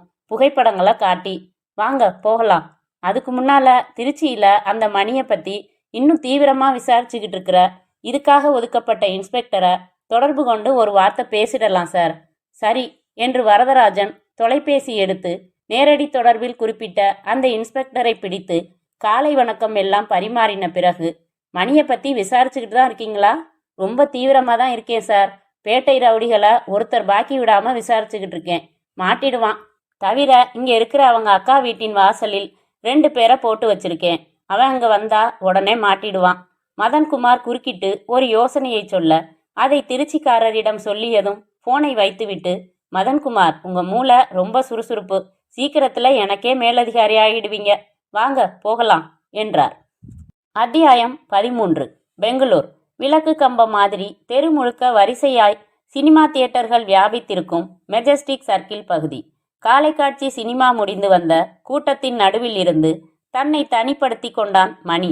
நிதானமாக நடந்து கொஞ்சம் உயர்தரமாயிருந்த ஓட்டலின் உள்ளே நுழைந்தான். குளிர் அறையில் அமர்ந்து திருப்தியாய் சாப்பிட்டு பீடாவை மென்று கொண்டே வெளியே வந்தான்.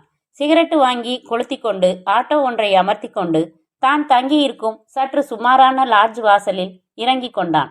அறைக்கு வந்து கதவை சாத்தி கொண்டு நீளமாக ஏப்பம் விட்டுவிட்டு கட்டிலில் படுத்தான். விட்டத்தில் சுழல்கிற விசிறியை பார்த்து கொண்டு யோசித்தான். இந்த 15 நாட்களை கடத்தியாக வேண்டுமே. சும்மா சினிமா பார்த்து சாப்பிட்டு கடை தெருக்களில் அலைந்தது போர் அடிக்கிறது.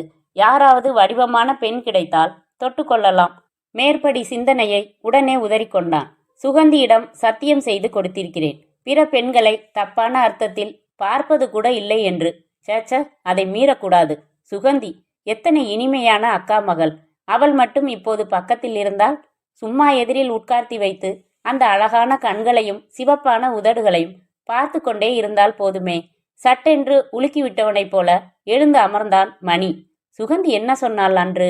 அடுத்த வாரம் கல்லூரி தோழிகளுடன் பெங்களூர் மைசூர் டூர் போகிறேன், பெங்களூரில் 3 தினங்கள் தங்குகிறோம் என்று சொன்னாலே. என்ன தேதி வருவதாக சொன்னாள்? யோசித்து பார்த்தான். 6ஆம் தேதி என்பது நன்றாய் நினைவு வந்தது. இன்றைக்கு என்ன தேதி என்று பார்த்தான். 1. அட, அப்படியென்றால் இன்னும் 5 தினங்களில் சுகந்தி நான் இங்கே இருப்பதை அறியாமல் இதே பெங்களூருக்கு வரப்போகிறாள். அப்போது அவளை சந்தித்து தனியாய் ஊர் சுற்றினாள். மணிக்கு உடம்பெல்லாம் சிலிர்த்தது. ஆனால் அவள் எங்கே தங்கப் போகிறாள் என்பது எனக்கு தெரியாதே. நான் இங்கே இருக்கிறேன் என்பதும் அவளுக்கு தெரியாதே. பிறகு எப்படி சந்திப்பது? இன்னும் 6 தினங்கள் இருக்கின்றதே. மணி உற்சாகமாக அறையில் இருந்த மணிப்பித்தானை அழுத்தி அரைப்பையனை அழைத்தான். அவன் கையில் காசை கொடுத்து, ஓடிப்போய் வேகமா இன்லேண்ட் தபால் வாங்கிட்டு வாப்பா என்றான் மணி. அத்தியாயம் 14. அந்த கடத்தல்காரன் எந்த வகையிலாவது தங்களை தொடர்பு கொள்வான் என்கிற நம்பிக்கையில் அன்று முழுக்க பதட்டமாய் காத்திருந்தார்கள் ராமகிருஷ்ணனும் மாதவியும். 2 முறை தொலைபேசி ஒலித்த போதும் ஆர்வமாய் சென்று எடுத்தான் ராமகிருஷ்ணன். 2 முறையும் இன்ஸ்பெக்டர் வரதராஜன் தான் பேசினார். என்ன தகவல் உண்டா? இல்ல சார், அன்று இரவு முழுக்க உறங்கி உறங்காமல் காத்திருந்தும் எந்த விதமான தகவலும் இல்லை. மறுநாள் காலையில் ராமகிருஷ்ணன் இஷ்டமே இல்லாமல் குளித்தான். இஷ்டமே இல்லாமல் மாதவி செய்த சிற்றுண்டியை இஷ்டமே இல்லாமல் சாப்பிட்டான். இருவருடைய முகமும் அழுகையின் காரணமாக லேசாக உப்பி இருக்க பொம்மைகள் போல ஏங்கினார்கள். ஒருவருக்கொருவர் பேசக்கூட திராணி இல்லாமல் முகத்தில் உணர்வுகளற்று இருந்தார்கள். ராமகிருஷ்ணன் வாசல் நடையில் கிடந்த ஆங்கில தினசரியை கையில் எடுத்துக்கொண்டு உள்ளே வந்து அமர்ந்தபோது தொலைபேசி அழைத்தது. ஹலோ ராமகிருஷ்ணன் என்றான் எடுத்து. நான் தாண்டா முரளி பேசுறேன். எப்படி இருக்க? இருக்கேன். எங்கேருந்து பேசுற? சத்தமா பேசுடா, ஒண்ணுமே புரியல. எங்கேருந்து பேசுறேன்னு கேட்டேன் என்றான் உரக்க. தொலைபேசியிலிருந்து பேசுறேன். என்னடா சிரிக்க மாட்டேங்கிற? ஹைதராபாத்ல இருந்து தான் பேசுறேன். எப்படி இருக்காரு உன் மாமனாரு? பிழைச்சிட்டாரு, நல்லா இருக்காரு. என்னடா உன் குரல் ஒரு மாதிரி இருக்கு, ஜலதோஷமா? இல்ல முரளி, இங்க வேற பிரச்சனை. ஏன், என்னடா ஆச்சு? அந்த பெட்டி மாறினது சம்பந்தமா பிரச்சனையா? என்னாச்சு? உனக்கு எதுவும் தொந்தரவா? சரி, ஒண்ணுமில்ல, வியாபார சிக்கல் தான், வேற எதுவும் பிரச்சனை இல்லை. நீ நல்லா இருக்கியா? பிரமாதமா இருக்கேன். எவ்வளவு சினிமா இயக்குனர்கள் இங்க வந்திருக்காங்க தெரியுமா? அநேகமா அடுத்த வருட படங்களில் இந்த படவிழா படங்களோட பாதிப்பை அவசியம் பார்க்கலாம். வேற என்ன விஷயம்? வேற எதுவும் இல்லை. நீ நல்ல மனநிலையில இல்லைன்னு புரியுது. இப்படி துண்டிச்சு பேச மாட்டியே நீ. சரி விடு, மனசுக்கு நல்ல ஓய்வு கொடு, அப்பதான் சிறப்பான முடிவுகளை எடுக்க முடியும். கடிதம் எழுதுறேன், வச்சிடட்டுமா? ராமகிருஷ்ணனும் வைத்துவிட காப்பி எடுத்து கொண்டு வந்த மாதவி, ஏங்க உங்க நண்பர்கிட்ட போய் சொன்னீங்க என்றாள். மாதவி, நம்ம கவலை நம்மோடையே போகட்டும். உல்லாசமா அங்க இருக்கிற அவனோட மனநிலைய எதுக்காக அனாவசியமா பாதிக்கணும்? உண்மையை சொல்றதால இவன் என்ன செய்ய போறான்? தன் நிகழ்ச்சிகளை ரத்து செஞ்சுட்டு புறப்பட்டு இங்கே வந்து நம்மோட சேர்ந்து முகத்தை சோகமா வச்சுக்கிட்டு முழிச்சுக்கிட்டு இருப்பான். எனக்கு என்னவோ நம்ம இன்ஸ்பெக்டர் சொன்ன வார்த்தைகளில நம்பிக்கை இருக்கு. ரம்யா எந்தவித சேதமும் இல்லாம நமக்கு திரும்ப கிடைச்சிடுவா அப்படின்னு நம்பிக்கிட்டு நாம சும்மாவே உட்கார்ந்துருக்கிறதா? வேற என்னதான் என்ன செய்ய சொல்ற? கார் எடுத்துக்கிட்டு 4 பக்கமும் போய் தேடுங்களேன். உளராத, அவன் நம்ம ரம்யாவை கையில வச்சுக்கிட்டு நடுத்தருவுல நின்றுகிட்டு இருப்பான்னு நினைக்கிறியா? ராமகிருஷ்ணன் எரிச்சலாய் சோஃபாவில் அமர்ந்து செய்தித்தாளை கையில் எடுத்து அதன் 2ஆம் பக்கத்தை பிரித்தபோது சொயிங் என்று அதனுள் இருந்து வழுக்கி கொண்டு ஒரு வெள்ளை காகிதம் அவன் மடியில் வந்து விழுந்தது. அதை எடுத்து பார்க்க அந்த வெள்ளை காகிதத்தில் தமிழில் தட்டச்சு செய்யப்பட்டிருந்தது. அவசரமாக படித்தான். ராமகிருஷ்ணன் சார், நீங்க போலீஸுக்கு தகவல் சொல்லியாச்சு. அவங்களும் என்ன தீவிரமா தேட ஆரம்பிச்சாச்சு. இந்த நிலைமையில நான் மறுபடி தொலைபேசி மூலமா உங்க கூட பேசி மாட்டிக்கிறதுக்கு எனக்கு என்ன பைத்தியமா? போலீஸ்காரங்க புத்திசாலிங்க தான், ஒத்துக்கிறேன். எங்க கூட்டத்துல அவங்கள விட புத்திசாலிங்களும் சில பேர் உண்டு. சரி, விஷயத்துக்கு வருவோம். உங்க ரம்யாவை பார்க்காம இந்த ஒரு நாள்ல நீங்க ரொம்ப தவிச்சு போயிருப்பீங்க. உங்க மேல பரிதாபமா வருது. அதனால ரம்யாவை திருப்பி உங்ககிட்டயே ஒப்படைச்சிடலாம்னு முடிவு செஞ்சிட்டோம். நீங்களும் நாங்க சொன்னபடி 1,00,000 ரூபாய் கொடுக்கறதா இருந்தா. ராமகிருஷ்ணன், நீங்க என்ன செய்றீங்க? இந்த 1,00,000 ரூபாய 10 100 ரூபாய் நோட்டு கட்டுகளா எடுத்துக்கிறீங்க. புது நோட்டு வேண்டாம், பழசு போதும். அதை அப்படியே ஒரு பழைய செய்தித்தாள்ல கட்டி ஒரு சின்ன பார்சலா செஞ்சுக்கிறீங்க. நாளைக்கு காலையில 9 மணிக்கு பார்சலோட பீச் ரயில்வே ஸ்டேஷனுக்கு வர்றீங்க. ஒரு மின்சார ரயில்ல ஏறி மேல் பலகையில பார்சலை வச்சுட்டு எழும்பூர்ல இறங்கிக்கங்க. உங்களை தொடரும் எங்கள் நபர் பார்சலை எடுத்துக்குவான். என் கைக்கு பார்சல் வந்ததும் தொகையை சரி பார்த்ததும் ரம்யாவை திருப்பி அனுப்பிடுவேன். அப்புறம் மற்றவங்களை போல இதை நீங்க போலீஸ்கிட்ட சொல்லக்கூடாதுன்னு சொல்ல மாட்டேன். நீங்க தாராளமா சொல்லலாம். அவங்களும் உங்க கூடவே வரலாம். பார்சலை எடுக்கிற எங்க நபரை பிடிக்கலாம் அல்லது அவனை தொடர்ந்து வரலாம். ஆனா அப்படி நடந்தா உங்க ரம்யாவை உடனே கொன்னுடுவோம், அவ்வளவுதான். இந்த கடிதப்படி நீங்க நடந்துக்கலனாலும் போன வாக்கியப்படியே செஞ்சிடுவோம். இப்படிக்கு ரம்யாவின் பொறுப்பாளர். படித்து முடித்துவிட்ட ராமகிருஷ்ணன் அலறினான். மாதவி என்று. ஓடி வந்த மாதவியிடம் கடிதத்தை நீட்ட அவள் படிக்க, கடவுளே, நல்ல வேளை, இதுவரைக்கும் என் செல்லத்துக்கு எதுவும் ஆகல. இதோ பாருங்க, இந்த லெட்டர். நமக்கு வந்த விஷயத்த நாம போலீஸுக்கு சொல்ல வேணாம். அவங்கள நம்பினது போதும். இதுல சொன்னபடி பணத்தை உடனே தயார் பண்ணுங்க என்றாள்.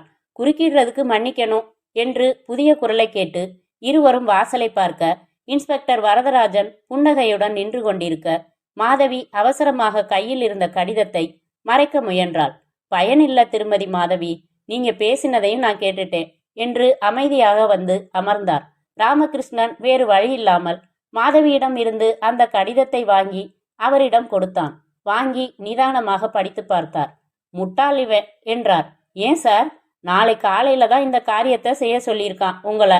ஆமா, அதுக்கு என்ன? இந்த மாதிரி மிரட்டல்கள் விஷயத்துல எதிரிக்கு எக்கச்சக்கமான நேரம் கொடுக்கறதே பெரிய தப்பு.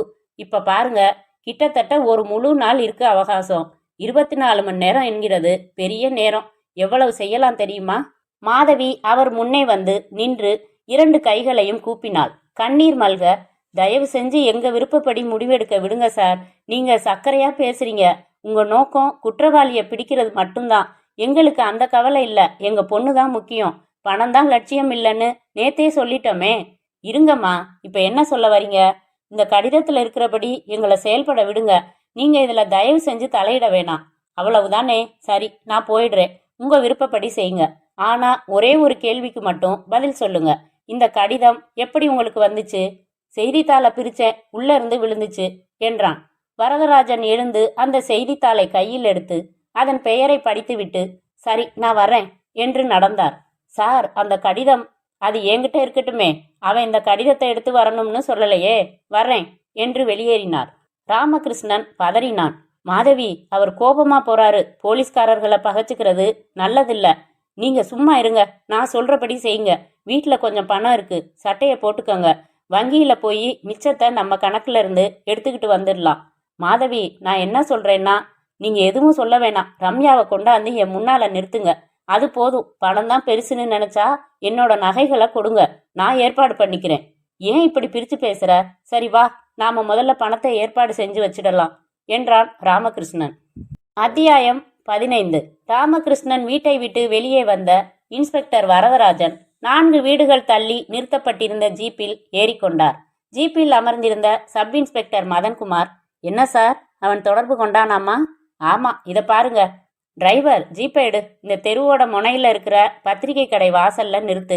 ஜீப் புறப்பட வாசித்து முடித்த மதன்குமார், எவ்வளவு அழுத்தமா எழுதியிருக்கான் பாருங்க சார். நம்மளை ரொம்ப துச்சமா மதிச்சு எழுதியிருக்கான். அப்படி இல்லடா முட்டாளேன்னு அவனுக்கு உணர்த்துவோம். மதன், இந்த கடிதத்தை எவ்வளவு சாமர்த்தியமா அனுப்பியிருக்கான் தெரியுமா? ஆங்கில தினசரிக்குள்ள இருந்து விழுந்திருக்கு. அப்படின்னா செய்தித்தாள் போடுற பையனை பிடிச்சு அவனுக்கு காசு கொடுத்து கடிதத்தை உள்ள வச்சு ராமகிருஷ்ணன் வீட்டுல போட சொல்லியிருக்கான். அந்த பத்திரிகை கடை வாசலில் ஜீப் நிற்க மதன் இறங்கினார். எதுக்கு நிறுத்த சொன்னீங்கன்னு புரியுது சார். நீங்க இருங்க, நான் போய் விசாரிச்சுட்டு வர்றேன். கடை முழுக்க பத்திரிகைகள் தொங்க சிலவற்றை விலக்கி விட்டுத்தான் கடைக்காரனின் முகத்தை பார்க்க முடிந்தது. இந்த பகுதியில வீடுகளுக்கு செய்தித்தாள் போடுறவன் யாருங்க? சின்ன தம்பின்னு ஒரு பையன். என்ன வயசு இருக்கும் அவனுக்கு? 17, 18 இருக்கும். நீங்க தான் ஏஜென்ட்டா? இல்லைங்க, நான் வாங்கி விற்கிறேன். அந்த சின்ன தம்பியை பார்க்கணுமே. பெருமாள் கடையில தான் இருப்பான் இப்போ. பெருமாள் யாரு? அவர் தாங்க ஏஜென்ட்டு. அவர் கடை எங்க இருக்கு? நேரா போய் வலது கை பக்கம் திரும்புங்க. அந்த ரோட்டுல 3வது குறுக்கு சந்தில ஒரு பழக்கடை பக்கத்துல இருக்கும். இருந்தது. ஜீப்பில் இருந்து காக்கி உடை மனிதர்கள் இறங்கி தன் கடை நோக்கி வருவதை பார்த்ததுமே அர்த்தமற்ற உதறல் எழுந்தது பெருமாள் என்கிற சந்தன பொட்டுக்காரருக்கு. எங்கங்க உங்க ஆள் சின்ன தம்பி? இதோ இருக்கானே. ஏன், என்ன சார்?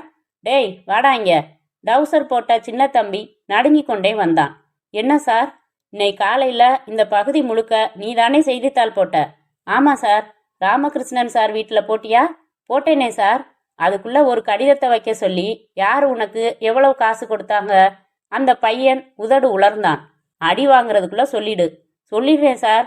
சைக்கிள்ல போய்கிட்டு இருந்த என்னை மறிச்சு அவர் ஒரு தபால் கொடுத்து ராமகிருஷ்ணன் சார் விலாசம் சொல்லி அங்க போடுற செய்தித்தாளுக்குள்ள வச்சு போட சொன்னாரு. அதுக்கு 10 ரூபாய் கூலி மாதிரி கொடுத்தாரு. ஏன் எதுக்குன்னு எனக்கு தெரியாது. அவன் நடந்து வந்தானா? இல்ல, மோட்டார் பைக்ல. பைக் என்ன தெரியுமா? கவனிச்சியா? இல்ல, கவனிக்கல சார். ஆள் எப்படி இருந்தான்? உயரமா, தலையெல்லாம் கோரை மயிரா, மூஞ்சில பருப்பருவா இருந்தார் சார். தன்னை பத்தி எதுவும் சொன்னானா? இல்ல சார். என்ன கலர் உடை அணிந்திருந்தான்? கருப்பு கலர் பேண்ட்டு, வெள்ளை கலர் சட்டை. அவனை இதுக்கு முன்னாடி நீ பார்த்திருக்கியா? இல்ல சார், பார்த்ததில்ல. மதன்குமார், மணியோட புகைப்படம் வச்சிருக்கீங்களா என்றார் வரதராஜன். இல்ல சார், ஸ்டேஷன்ல தான் இருக்கு. அப்போ இந்த பையனை ஜீப்ல ஏத்துங்க, ஸ்டேஷன் போய் காட்டி கேட்கலாம். சார் சார், தெரியாம செஞ்சிட்டேன், மன்னிச்சிடுங்க சார்.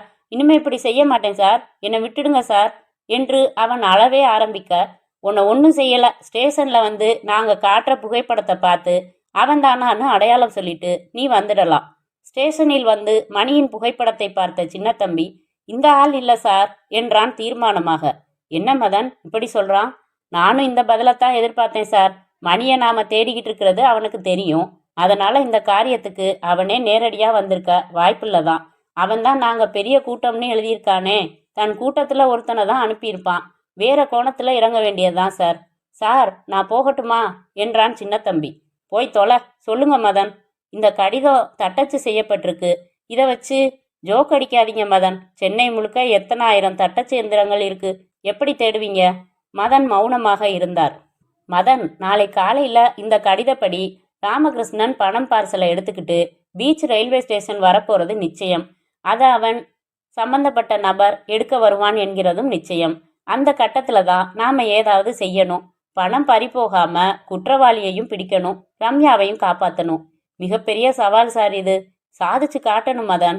இருவரும் தீவிரமாக செய்ய வேண்டிய காரியங்களை, எடுக்க வேண்டிய நடவடிக்கைகளை நெடுநேரம் விவாதித்தார்கள். அத்தியாயம் 16. திருச்சி. அதே தினத்தின் அதே காலை தெப்பக்குளம் தபால் அலுவலகம் முன் தனது பைக்கை நிறுத்தி கீழே இறங்கினார் அந்த இன்ஸ்பெக்டர். உள்ளே நடந்தார். நேரே தலைமை அதிகாரியிடம் சென்றார். வாங்க சார், நான் உங்களுக்கு என்ன செய்யணும்? ஒரு கடத்தல் கும்பலை பிடிக்கிறதுக்கு உங்க உதவி வேணும். என்ன சொல்லுங்க. மணி என்கிற கடத்தல்காரன் ஒருத்தனை நாங்க தீவிரமா தேடிக்கிட்டு இருக்கோம். அவனுக்கு சொந்த ஊர் திருச்சி. இப்ப எங்கேயோ தலைமறைவா இருக்கான். இங்க திருச்சியில அவனுக்கு ஒரே ஒரு தொடர்பு இருக்கு. அது அவனோட அக்கா வீடு. இங்க துப்புரவா விசாரிச்சிட்டோம். ஒண்ணு அவங்களுக்கு அவன் எங்க இருக்கான்னு உண்மையிலேயே தெரியாது, இல்ல அவங்க காட்டி கொடுக்க விரும்பாம உண்மைய மறைக்கிறாங்க. எந்த வகையிலாவது மணி தன் அக்காவை தொடர்பு கொள்வான்னு எதிர்பார்க்கிறோம். அதனால அவங்க அக்கா வீட்டை நாங்க 24 மணி நேரமும் கண்காணிச்சுக்கிட்டு இருக்கோம். இதை தவிர இன்னொரு நடவடிக்கை எடுக்க யோசிச்சோம். என்ன சார் அது? குறிப்பிட்ட அவங்க அக்கா வீட்டு விலாசம் உங்களுக்கு தர்றேன். அந்த விலாசத்துக்கு தினம் வர்ற கடிதங்கள் எல்லாத்தையும் நான் பார்வையிடணும். பிரிச்ச விதமே தெரியாம பிரிச்சு பார்த்துட்டு மறுபடி ஒட்டுறதுக்கு சாமர்த்தியமான வழிகள் நிறைய இருக்கு. அதெல்லாம் சரி, ஆனா இப்படி அனுமதிக்கிறது எங்களோட சட்டதிட்டங்களுக்கு. இருங்க, நீங்க இப்படி சொல்லலாம்னு நினைச்சுதான் என்னோட மேலதிகாரி மூலமா உங்க மேலதிகாரி கிட்ட சிறப்பு உத்தரவு வாங்கிட்டு வந்திருக்கேன். பொதுவா இது தப்பு தான். ஆனா போலீஸை பொறுத்தவரை குற்றவாளியை பிடிக்கிற நோக்கத்துக்காக சில வரம்புகளை மீறுகிற சலுகைகளை சமயத்துல எடுத்துக்கலாம். அந்த இன்ஸ்பெக்டர் எடுத்து தந்த கடிதத்தை படித்து பார்த்த பிறகு, இவர் எனக்கு மேலதிகாரியே உத்தரவு கொடுத்தாச்சுன்னா எனக்கு எந்த மறுப்பும் இல்லை. நல்லது, இன்னையிலிருந்து தினம் இதே நேரத்துக்கு நான் இங்க வர்றேன். நீங்க கடிதங்களை என் பார்வைக்கு தாங்க. விலாசம் சொல்லுங்க சார். குறித்து வந்த காகிதத்தை நீட்ட உடனே அவர் தன் மேசை மணியை அடித்து கடிதங்களை வரவழைக்க ஏற்பாடு செய்தார். 10 நிமிடம் கழித்து 2 கடிதங்கள் வந்தன. வாங்கி பார்த்தார் இன்ஸ்பெக்டர். 1 கார்டு. படித்தார். சௌபாக்கியவதி ரேணுகாவுக்கு உன் பாட்டி பங்கஜத்தம்மாள் எழுதி கொண்டது. இப்பவும் நான் சுகம். இருமல் தேவலாம். அங்கே நீயும் சுகந்தியும் சுகம்தானா? அடுத்த வாரம் முடிந்தால் நீங்கள் அனைவரும் மானாமதுரைக்கு வந்து போகவும். வேறு விசேஷம் இல்லை. உன் பிரியமுள்ள பாட்டி பங்கஜத்தம்மாள். அசுவாரஸ்யமாக வைத்துவிட்டு அடுத்ததை பார்த்தார். அது இன்லாந்து கடிதம். முகவரி பகுதியில் சுகந்தி என்று தொடங்கி விலாசம் எழுதப்பட்டிருக்க, அனுப்பினவர் முகவரி பகுதியில் எதுவும் இல்லை. தண்ணி கொண்டு வர சொல்லவா சார்? எதுக்கு? மேல தடவி ஊற வச்சு பிரிக்க. அவசியமே இல்லை என்ற இன்ஸ்பெக்டர் கவரை உடைக்காமலேயே விரல்களை உள்பகுதியில் சாமர்த்தியமாக செலுத்தி காகிதத்தை இழுத்து திறந்து கடிதத்தை குறுக்கில் பிடித்து ஊதி உள்ளே எழுதியிருப்பதை சுலபமாக படிக்கத் தொடங்கினார். என் இனிய சுகந்தி, சௌக்கியமாய் இருக்கிறாயா? திடீரென்று எழுதும் இந்த கடிதத்தை நீ எதிர்பார்த்திருக்கவே முடியாது. 6ஆம் தேதி நீ கல்லூரி டூரில் பெங்களூர் வருகிறாய் அல்லவா? அப்போது நாம் சந்திக்கிறோம். என்ன சுகந்தி, ஆச்சரியமாயிருக்கிறதா? ஆம், இப்போது நான் இங்கே பெங்களூரில்தான் இருக்கிறேன். ஏன் இங்கே வந்தேன் என்பதை நேரில் சொல்கிறேன். நீ உடனே கீழ்கண்ட விலாசத்திற்கு பெங்களூரில் நீ தங்கும் விலாசத்தை குறிப்பிட்டு கடிதம் எழுதவும். நான் அந்த விலாசத்தில் உன்னை சந்திக்கிறேன். உன்னை தனிமையில் சந்திக்கப் போகிறேன் என்கிற எண்ணமே மிக தித்திக்கிறது. உன் இனியவன் மணி. என் தற்போதைய விலாசம்: மணி, அறை எண் 67, அருணா லாட்ஜ், கோட்டை 2ஆம் தெரு, பெங்களூர் 2. படித்து முடித்த இன்ஸ்பெக்டர் உற்சாகமாக சொன்னார். சார், இப்படி முதல் முயற்சியிலேயே மீன் மாட்டிக்கும்னு நான் எதிர்பார்க்கவே இல்லை. இவன்தான் சார், இவனைத்தான் தேடிக்கிட்டு இருக்கோம். நன்றி, எனக்கு நிறைய வேலை இருக்கு, வர்றேன். அவசரமாக வெளியேறி பைக்கை கிளப்பினார். அத்தியாயம் 17. தொலைபேசியில் செய்தியை கேட்டுக்கொண்ட இன்ஸ்பெக்டர் வரதராஜன் லாட்டரி பரிசு அடித்தவராய் முகம் பிரகாசித்து, மதன், குற்றவாளி கிடைச்சிட்டான். இதோ பாருங்க, மணியோட விலாசம் பெங்களூர்ல இருக்கான். அதான் சார் எனக்கு சந்தேகமா இருக்கு என்றார் மதன். என்ன சந்தேகம்? பெங்களூர்ல இருந்துகிட்டு இங்க ரம்யாவை எப்படி கடத்த முடியும்? ராமகிருஷ்ணனை எப்படி மிரட்ட முடியும்? புரியாம பேசுறீங்களே. கடத்தல் குற்றம் ஒரு தனி நபர் விஷயம் இல்ல, பின்னணியில ஒரு கூட்டமே இருக்கும். மணியை நாம தீவிரமா தேடுறத தெரிஞ்சுக்கிட்ட அந்த கூட்டத்தை சேர்ந்த முக்கிய புள்ளி அவனை பெங்களூருக்கு தலைமறைவா ஓட சொல்லி அனுப்பிட்டு இங்க ரம்யாவை கடத்தி மிரட்டி இருக்கான். சார், கடிதத்துல அவன் குறிப்பிட்டிருக்கிறது நாளை காலையில 9 மணிக்கு. இன்னும் நமக்கு 20 மணி நேரம்தான் இருக்கு. அதுக்குள்ள எவ்வளவோ செய்யலாம் மதன். பெங்களூர் போய் மணியை கைது பண்ணணும். அடுத்த காரியமா அவனை தன் கூட்டாளிகளை பத்தி பேச வைக்கணும். அப்புறம் நேரா ஒரு படையா அந்த இருப்பிடத்துக்கு போய் கும்பலை வளைச்சு பிடிக்கிறதோட ரம்யாவை காப்பாற்ற வேண்டியதுதான். நாளைக்கு காலையில என்ன, இன்னைக்கு நைட்டுக்குள்ள இதையெல்லாம் முடிச்சிடலாம். வாங்க, உயர் அதிகாரிய பார்க்கலாம். அநேகமா உங்களையே பெங்களூர் போக சொல்வார்னு நினைக்கிறேன். இருவரும் புறப்பட்டார்கள். மாலை 4:20க்கு புறப்பட்ட இந்தியன் ஏர்லைன்ஸ் விமானம் சரியாக 40 நிமிடத்தில் பெங்களூரை தொட்டது. மதனும் மற்றொரு போலீஸ் அதிகாரியும் விமான நிலையத்தை விட்டு வெளிப்பட்டு டாக்ஸி அமர்த்தி கொண்டு மணி தங்கியிருந்த அருணா லாட்ஜிற்கு வந்தார்கள். அறை எண் 67க்கு எப்படி போவது என்பதை மட்டும் விசாரித்து கொண்டு அடைந்து கதவை தட்ட, கைலி அணிந்து வெற்று மார்புடன் சிகரெட் குடித்து கொண்டிருந்த மணி கதவை திறந்து, என்ன சார் வேணும் என்றான். நீங்க தான் சார் வேணும் என்று இருவரும் உள்ளே வர விழித்தான். அவர்கள் தங்களை அறிமுகப்படுத்தி கொண்டதும் இன்னும் பெரிதாக விழித்தான். இப்போ மணி, நாங்க எந்த முறைகள்ல குற்றவாளிகள் கிட்ட இருந்து பதில்களை வரவழைப்போம்னு உனக்கு தெரியும். ஏற்கனவே ஒரு தடவை சிறைக்கு வந்திருக்க, அனுபவம் இருக்கும். அதனால நல்ல பிள்ளையா எல்லாத்தையும் ஒத்துக்கிறது தான் நல்லது. மணி மிரண்டான். பொய் சொல்லி பயன் இல்லை, வகையாய் மாட்டிக்கொண்டாயிற்று. இனி வார்த்தைக்கு வார்த்தை உதைதான் விழும். சார், ஒப்புக்கிறேன். நான் தங்கம் கடத்தினேன். வழியில பெட்டி மாறி போச்சு. அதை திரும்பி அடைய முயற்சி செஞ்சு தோத்துட்டேன். உங்ககிட்ட மாட்டிக்குவேன்னு பயந்து இங்கே ஓடி வந்துட்டேன். பரவாயில்ல, உண்மை பேசுறியே. சரி, சென்னையில உன் கூட்டாளிங்க பேரெல்லாம் சொல்லு. கூட்டாளியா? அப்படி யாரும் இல்ல. இந்த திமிரு தானே வேணாங்கிறது. உனக்கு தங்கம் வானத்துல இருந்து கொட்டுனுச்சா? அதை சென்னை கடல்ல கொட்டுறதுக்கு தான் வேலை மெனக்கட்டு கொண்டாந்தியா? சொல்டா நாயே, உனக்கு கொடுத்தவன் யாரு? யார்கிட்ட கொடுக்க வந்த? மௌனமாக அழுத்தமாக நின்றான். எதிர்பாராமல் அவனுடைய இடுப்புக்கு கீழே பூட்ஸ் கால் உதைக்க, ஐயோ என்றான். வலிக்குதாங்க சார், இதுக்குத்தான் சொன்னேன் நல்ல பிள்ளையா பதில் சொல்லிடுன்னு. நீ கேட்கலையே. நிறைய உதை வாங்கிய பிறகு யுவராஜ் பற்றி, மல்ஜி பற்றி விலாசம் எல்லாம் சொன்னான். குழந்தை கடத்தலில் அவர்கள் ஈடுபட்டிருக்கிறார்களா என்பது தனக்கு தெரியாது என்றான். இந்த லாட்ஜில இருந்தே போன் செஞ்சிடலாம் சார் என்றார் மதன். அத்தியாயம் 18. இரவு மணி 9க்கு சென்னையில் மல்ஜியின் வீட்டின் வாசலில் வந்து நின்றது 2 ஜீப்புகள். திம்மு திம்முவென்று இறங்கினார்கள். மல்ஜியின் வீடு சோதனையிடப்பட்டு ஏராளமான கடத்தல் பொருள்கள் எடுக்கப்பட்டு மல்ஜி அறையப்பட்டு விசாரிக்கப்பட்டு பிறகு அவன் குழந்தை கடத்தல் பற்றி தனக்கு தெரியாதென்றும் யுவராஜ் சென்னையில் தங்கியிருக்கும் விலாசத்தை அவனிடத்தில் வரவழைக்க அந்த விலாசத்திற்கு அதிரடியாக போய் இறங்க யுவராஜ் தன் நண்பனோடு சீட்டு விளையாடி கொண்டிருந்தவன் மாட்டிக்கொண்டான். விழித்தான். சொல்லுடா முண்டம், எங்க குழந்தை? எந்த குழந்தை? உதைப்பட்டான் செமத்தியாக. சொல்லு, ரம்யா என்கிற குழந்தைய நீ கடத்தல? ராமகிருஷ்ணனை நீ போன்ல மிரட்டல? நாளைக்கு 1 லட்சம் மின்சார ரயில்ல வைக்க சொல்லி கடிதத்துல மிரட்டல? சத்தியமா இல்ல சார், எனக்கு தெரிஞ்ச ஒரே தொழில் கடத்தல். தங்கம் போலீஸ் கைக்கு கிடைச்சது தெரிஞ்சதும் மணியை தலைமறைவா போக சொல்லிட்டு மல்ஜி சேட்டுக்கு 4 லட்சத்துக்கு ஈடா வேற சரக்கு கொடுக்க ஏற்பாடு பண்ணிக்கிட்டு இருக்கேன். பொய் சொல்லாதடா படவா. உதடு கிழிந்து ரத்தம் வந்தது. உடம்பு பூரா மிதிப்பட்டான். அத்தனை வகையிலும் அத்தனை கோணங்களிலும் அறையப்பட்டான். அத்தனை வழியிலும் யுவராஜ் திருப்பி திருப்பி சொன்னான், குழந்தைய நான் கடத்தல, யாரையும் நான் மிரட்டல. இதை பத்தி எனக்கு எதுவுமே தெரியாது. இன்ஸ்பெக்டர் வரதராஜன் சோர்ந்து போனார். என்ன இது சிக்கலாக இருக்கிறதே. ராத்திரி 10:30 மணிக்கு ராமகிருஷ்ணன் வீட்டின் அழைப்பு மணியை அழுத்தினார். தூக்க கண்களுடன் திறந்த ராமகிருஷ்ணன், என்ன சார் என்றான்.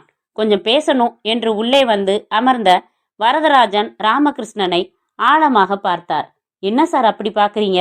ராமகிருஷ்ணன், ரெயில்ல பெட்டி கடத்தி வந்த மணியை நாங்க பிடிச்சிட்டோம். அவனை மட்டும் இல்ல, அவன் கும்பல் அத்தனை பேரையும் பிடிச்சிட்டோம். உண்மையாகவா?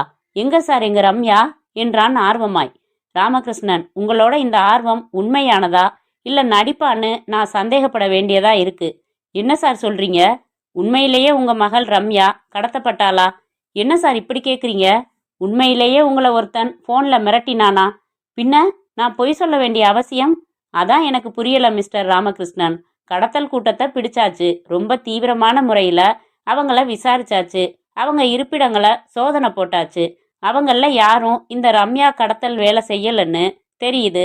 நீங்களோ நஷ்ட ஈடு கேட்டு மிரட்டினதா சொன்னீங்க. ஏதோ ஒரு காரணத்தினால உங்க மகளை நீங்களே எங்கேயோ ஒளிச்சு வச்சுக்கிட்டு மனைவி துணையோட ரொம்ப சாமர்த்தியமா ஒரு நாடகம் ஆடிக்கிட்டு இருக்கீங்களோன்னு நான் சந்தேகப்படுறேன். அதிர்ச்சியாய் அவரை பார்த்தான் ராமகிருஷ்ணன். நீங்க ஏன் இப்படியெல்லாம் பேசுறீங்கன்னே எனக்கு புரியல சார். நானே எனக்கு மிரட்டல் கடிதம் எழுதுவேனா? ரம்யா இல்லாம 2 பேரும் துடிச்சுக்கிட்டு இருக்கோம். நீங்க எரிச்சல் மூட்டுறீங்க. கடிதப்படி நாளைக்கு காலையில 9 மணிக்கு வைக்கிறதுக்காக இன்னைக்கு முழுக்க பணத்துக்கு ஏற்பாடு பண்ணி அதை பார்சல் செஞ்சு வச்சிருக்கோம் சார். பாக்குறீங்களா? ராமகிருஷ்ணனை அமைதியாக பார்த்த இன்ஸ்பெக்டர் எழுந்து, நாளைக்கு காலை 9 மணிக்குள்ள நான் உண்மைகளோட வந்து உங்களை சந்திக்கிறேன் என்று புறப்பட்டார். நேராய் ஸ்டேஷனுக்கு வந்து தனது இருக்கையில் சோர்வாய் அமர்ந்திருக்க கான்ஸ்டபிள் அவரை அணுகி, சார், நீங்க இல்லாதப்போ ஒரு நபர் வந்து இந்த கேசட்டையும் காகிதத்தையும் கொடுத்துட்டு போனார் சார். நீங்க தான் பதிவு செய்ய சொன்னீங்களாம் என்று நீட்ட, என்ன இது? ராமகிருஷ்ணன் சார் வீட்டு எண்ணை கொடுத்து அந்த எண்ணுக்கு வரும் தொலைபேசி அழைப்புகளையும் எண்களையும் கண்டுபிடிக்க சொல்லியிருந்தீங்களாமே. ஆமா, ஆனா இதுக்கு இப்போ அவசியமே இல்லை. அந்த கடத்தல்காரன் மறுபடி தொலைபேசி உபயோகிக்காம கடிதத்துல தான் மிரட்டி இருக்கான். எதுக்கும் இதை கேட்டு பார்க்கலாம். நீங்க பக்கத்துல இருக்கிற ஹோட்டல்ல டேப் ரெக்கார்டர் இருக்கும். நான் சொன்னேன்னு சொல்லி வாங்கிட்டு வாங்க. கொஞ்ச நேரத்தில் கேட்டது வர மின்சார இணைப்பு தந்து நாடாவை சுழல விட வரதராஜன் பேசினதே பதிவாகி இருந்தது முதலில். என்ன, எதுவும் தகவல் உண்டா? இல்ல சார் என்றான் ராமகிருஷ்ணன். பிறகு மறுபடியும் வரதராஜனின் இதே கேள்வி, ராமகிருஷ்ணனின் இதே பதில். அதற்கு பிறகு நாடா ஓட ஓட வரதராஜன் முகத்தில் ஒரு புது பொலிவு வர கேசட்டுடன் தரப்பட்ட காகிதத்தில் இருந்த அந்த 3வது அழைப்பின் எண்ணை பார்த்தார். டேப்பை அணைத்தார். தொலைபேசியை எடுத்தார். குறிப்பிட்ட எண்ணை சுழற்றினார். சார், என்னிடம் ஒரு தொலைபேசி எண் இருக்கிறது. அதற்கான விலாசம் தேவை. பார்த்து சொல்ல முடியுமா என்றார் ஆங்கிலத்தில். சில வினாடிகளில் சொல்லப்பட்ட விலாசத்தை குறித்து கொண்டார். வைத்தார். ஜீப்பை தயார் செய். 4 கான்ஸ்டபிள்களை கூப்பிடு. உடனே நாம புறப்பட வேணும் இந்த விலாசத்துக்கு என்ற வரதராஜன் மறுபடி தொலைபேசியில் எண்களை சுழற்றி ராமகிருஷ்ணனை தொடர்பு கொண்டார். ராமகிருஷ்ணன், நான் தான் வரதராஜன் பேசுறேன். உங்களை அனாவசியமா நான் சந்தேகப்பட்டதுக்கு மன்னிச்சுக்கங்க. ஒரு விலாசம் சொல்றேன். உங்க மனைவியை அழைச்சிக்கிட்டு டாக்ஸியில புறப்பட்டு அங்க வாங்க.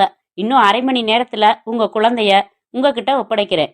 போனை வைத்துவிட்டு வெளியே வந்து தயாராய் நின்ற ஜீப்பில் ஏறிக்கொண்டு, வேகமா போ என்றார். தனது பெல்ட்டின் உரையில் கைத்துப்பாக்கி இருக்கிறதா என்று தொட்டு பார்த்து கொண்டார். 15 நிமிடங்களில் மந்தைவெளியில் அந்த குறுக்கு சந்தில் ராதா ஏஜென்சிஸ் மருந்து மொத்த வியாபாரம் என்று பெயர் பலகை எழுதப்பட்டிருந்த கட்டிடத்தின் வாசலில் வந்து ஜீப் நிற்க அனைவரும் இறங்க துப்பாக்கியை கையில் எடுத்துக்கொண்ட வரதராஜன் வாசல் கதவை தட்ட, கொஞ்ச நேரம் கழித்து கதவு திறந்தவன் உடனடியாய் முகத்தில் குத்துவாங்க உள்ளே மது பாட்டிலும் கையுமாக உட்கார்ந்திருந்த மற்றொருவன் அதிர்ந்து எழ துப்பாக்கி முனையில் 2 கைகளையும் தூக்கினான் அவன்.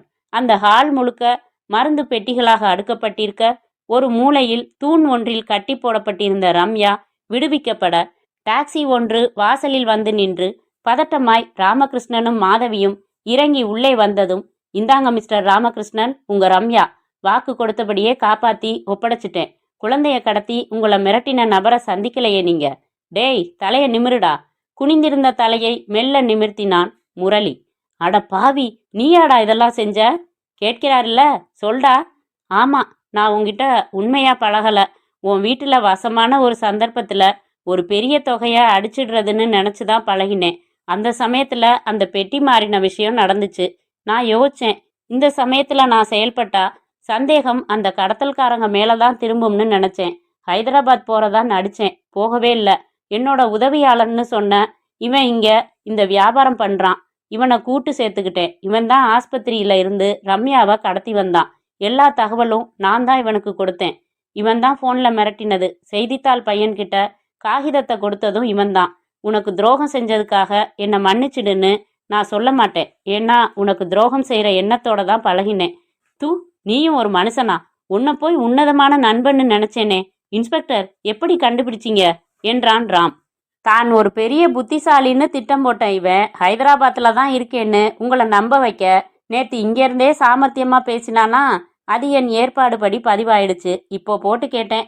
என்னடா இது, உள்ளூர் எண்ணில இருந்து பேசுறான், ஆனா ஹைதராபாத்னு சொல்றான், சத்தமா பேசுங்கிறானேன்னு எனக்கு சந்தேகம் தட்டுச்சு. யோசிக்கிறப்போ இவனாதான் இருக்கணும்னு ஊர்ஜிதமா பட்டுச்சு. இன்னும் என்னடா, வா, எப்படி எப்படி உதவி வாங்குறதுன்னு கத்துக்குவ. மாதவி தன்னோடு பயத்தில் ஒட்டி கொண்டிருந்த ரம்யாவை அழுத்தமாக கன்னத்தில் முத்தமிட்டு, ரம்யா குட்டி, இனிமே பயமில்ல, எங்க சிரிமா பார்க்கலாம் என்றாள். முற்றும்.